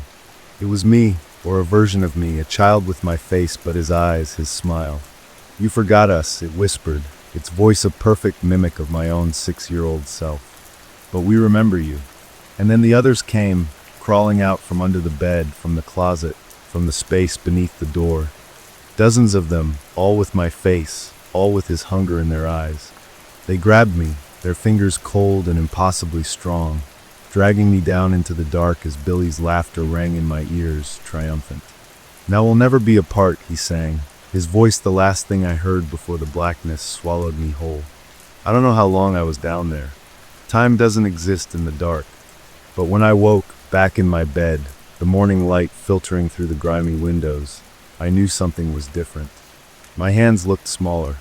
My voice sounded higher. And when I caught my reflection in the mirror, for just a split second, I saw him, Billy, grinning back at me with my face, my eyes, before the image settled back into the familiar features of a grown man. But it's getting harder to hold on, harder to remember which of us is real. The house is helping him. I can feel it in the way the doors lock themselves, the way the windows refuse to open, the way the walls press closer every night, as if squeezing me into a shape that fits his story instead of mine. The Ouija board sits in the center of the nursery, the planchette now fused to the wood, the word yes burned into the surface like a brand. I think this was always the plan, not just to make me stay, but to make me forget, to erase me piece by piece, until there's nothing left but Billy, wearing my life like a hand-me-down. And the worst part, the very worst part, sometimes when the night is quiet and the house is still, I catch myself smiling his smile. And it feels good. It feels right, like I'm finally coming home. The planchette moves on its own now. It's spelling something new. Almost. Almost. Almost. And somewhere deep in the dark, a child is laughing. My laughter. His laughter. Our laughter. Forever. The air is thicker now, heavy with the scent of damp earth and candle wax. Every breath a struggle, as if the house itself is pressing down on my lungs, forcing me to breathe in its decay. My hands don't look like mine anymore. Too small, too smooth, the nails bitten down to the quick just like they were when I was 6, when Billy first crawled into my life with his too wide grin and his games that lasted just a little too long. The mirrors won't show me the truth anymore, just flickering glimpses of a boy who might be me or might be him. Our features bleeding together like wet ink, our voices tangled into one. The others, the things that were once children, follow me everywhere now, their footsteps a constant shuffle just out of sight, their whispers threading through my thoughts until I can't tell which memories are mine and which are theirs. Remember the treehouse? They sigh, their breath cold against the back of my neck. Remember the pact we made in the dark? And I do, God help me, I do, though I know these aren't my memories, not really. They're his, and he's feeding them to me like poison candy, sweet and suffocating. The nursery is the heart of it all now, the walls pulsing like a living thing, the ceiling dripping something thick and dark that smells like copper and birthday cake. The handprints have grown, spreading across every surface, tiny fingers dragging themselves toward the center of the room where the Ouija board sits, the planchette spinning wildly, spelling out words I don't want to read. Swap. Swap. Swap. I tried to run again last night, made it as far as the front door before my legs locked, my body no longer mine to control, and behind me the laughter rose, not just Billy's now, but mine too, the voice of a child giddy with anticipation. You can't leave, they chorused, their voices harmonizing in a way that made my bones vibrate. You're part of the game now. And then the pain came, white hot and searing, as if something inside me was being peeled back, my skin splitting along seams I didn't know I had, my screams mingling with the sound of tearing paper. When I woke, I was in the nursery, my hands, small, so small, pressed against the window from the inside, my breath fogging the glass as I stared out at the man I used to be, his face twisted in horror, his mouth forming my name. No, his name. Because that's the truth, isn't it? The terrible, inevitable truth. I'm not the one being replaced. I'm the replacement.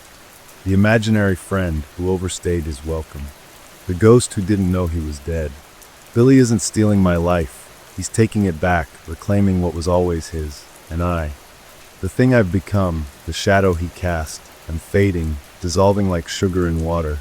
My last thoughts not even my own, but his, ours, the memories of a boy who died in this house decades ago, who's been waiting all this time for someone to play with. The planchette isn't moving anymore. It's pointing at a single word, the final word, goodbye. And as the darkness closes in, as the last of me unravels like old thread, I realize, with a child's perfect clarity, that none of this was ever for me. It was always for him. And now, at long last, Billy's coming home. The laughter is mine now. The smile is mine. The name is mine. And somewhere, beyond the fading, the man I used to be is screaming. But not for long. Never for long. The silence is the worst part now. The way the house holds its breath, the air stale and thick like the inside of a sealed coffin, waiting for something to stir. My reflection is gone from the mirrors entirely, replaced by the shifting silhouette of a child who isn't me, was never me, his fingers pressed against the glass from the other side, smudging it with something dark and wet. The nursery is alive, the walls whispering in voices I used to recognize, the floorboards creaking under footsteps that aren't mine. I tried to scream earlier, but my voice came out wrong. Smaller, younger, a child's voice cracking with laughter instead of fear. The others don't bother hiding anymore. They stand in the corners of every room, their faces flickering between mine and his, their mouths moving in silent unison with words I can feel more than hear, crawling like insects beneath my skin. You were never real. You were just a placeholder. A story he told himself until he was strong enough to come back. The Ouija board is burning now, not with fire but with something colder, the wood blackening at the edges as the planchette carves its final message into the surface without moving. Finished. And I know what that means. I've always known deep down, in the parts of me that were never really me at all. The memories are unraveling. My first kiss, my graduation, my father's funeral. All of them dissolving like smoke, leaving behind only the hollow spaces where Billy's life should have been. A birthday party no one attended. A treehouse built for two, though only one ever played in it. A small grave in the backyard, overgrown and forgotten. The truth is a knife twisting in my gut. I was never the one who grew up. I was the ghost, the imaginary friend, the thing that slipped into the empty space when Billy drowned in the old well at 6 years old, when his parents buried an empty coffin and pretended he had never existed. And now he's clawing his way back, dragging me down into the dark where I belong. The house is changing around me, the walls peeling back to reveal the rot beneath, the furniture melting into the shapes of childhood things. A rocking horse with hollow eyes, a toy chest that groans when I pass it, the faint sound of water dripping from somewhere deep below. The others are closing in, their hands outstretched, their faces finally settling into the one expression they've all been waiting to show, relief. Because they're not his friends. They're the ones who came before me. The other placeholders, the other lies, and they're here to welcome me home. The last thing I see, the last thing I'll ever see, is the nursery window from the outside, my small hands pressed against the glass, my face twisted in terror as Billy, whole and real and alive for the first time in decades, waves at me with a smile that's all teeth. Then the glass shatters, then the dark takes me, and then nothing, nothing at all. The darkness isn't empty, it's full of whispers, of small cold hands pulling me deeper, of the wet sound of something breathing, just beyond where my eyes can adjust. I try to scream, but my mouth fills with soil, rich and cloying, the taste of turned earth after a summer rain, the weight of it pressing down on my chest like a child sitting on my ribs, giggling as I struggle. The others are here too, their faces floating in the blackness like pale balloons, their features smeared as if someone tried to wipe them away, but only succeeded in making them worse. Stretched mouths, hollow eyes, all of them wearing variations of my face, of his face, our identities bleeding together in the dark. They chant in unison, their voices the sound of a playground at dusk, half heard through a fever dream. You're almost home, almost home, almost home. And then the memories come, not mine, never mine, but his, the real ones, the ones that have been waiting. A birthday cake with 6 candles, the wax dripping onto the frosting like tears. A well in the backyard, its stones slick with moss, the water below black and still. Small hands slipping. A scream cut short. The way the house felt after. How his mother would stare at his empty chair. How his father would whisper goodnight to a room where no one slept. They made me up to fill the silence, a patchwork ghost stitched together from guilt and grief. And for a while it worked. I was happy to be alive, even if I wasn't. But the dead don't stay forgotten. Not when they're angry. Not when they're lonely. The soil shifts around me, fingers, so many fingers, digging into my flesh, rearranging me, making me smaller, younger, better. I can feel my bones snapping like green twigs, my skin stretching tight over a frame that isn't mine, my hair falling out in clumps only to regrow in soft, childish curls. The others crowd closer, their breath sweet with decay, their hands busy at their own faces, peeling and pinching like children playing with clay. Almost done, they croon, and then I see it, the crack of light above me, the outline of a shovel breaking through, the sound of someone sobbing. A familiar voice calls down, raw with grief, "Billy?" And I realize, with a horror that shakes what's left of my soul, that I want to answer. That I will answer. That the thing crawling out of this grave won't be me at all, but something wearing my love like a skin suit. Something that remembers how to cry just enough to make them believe.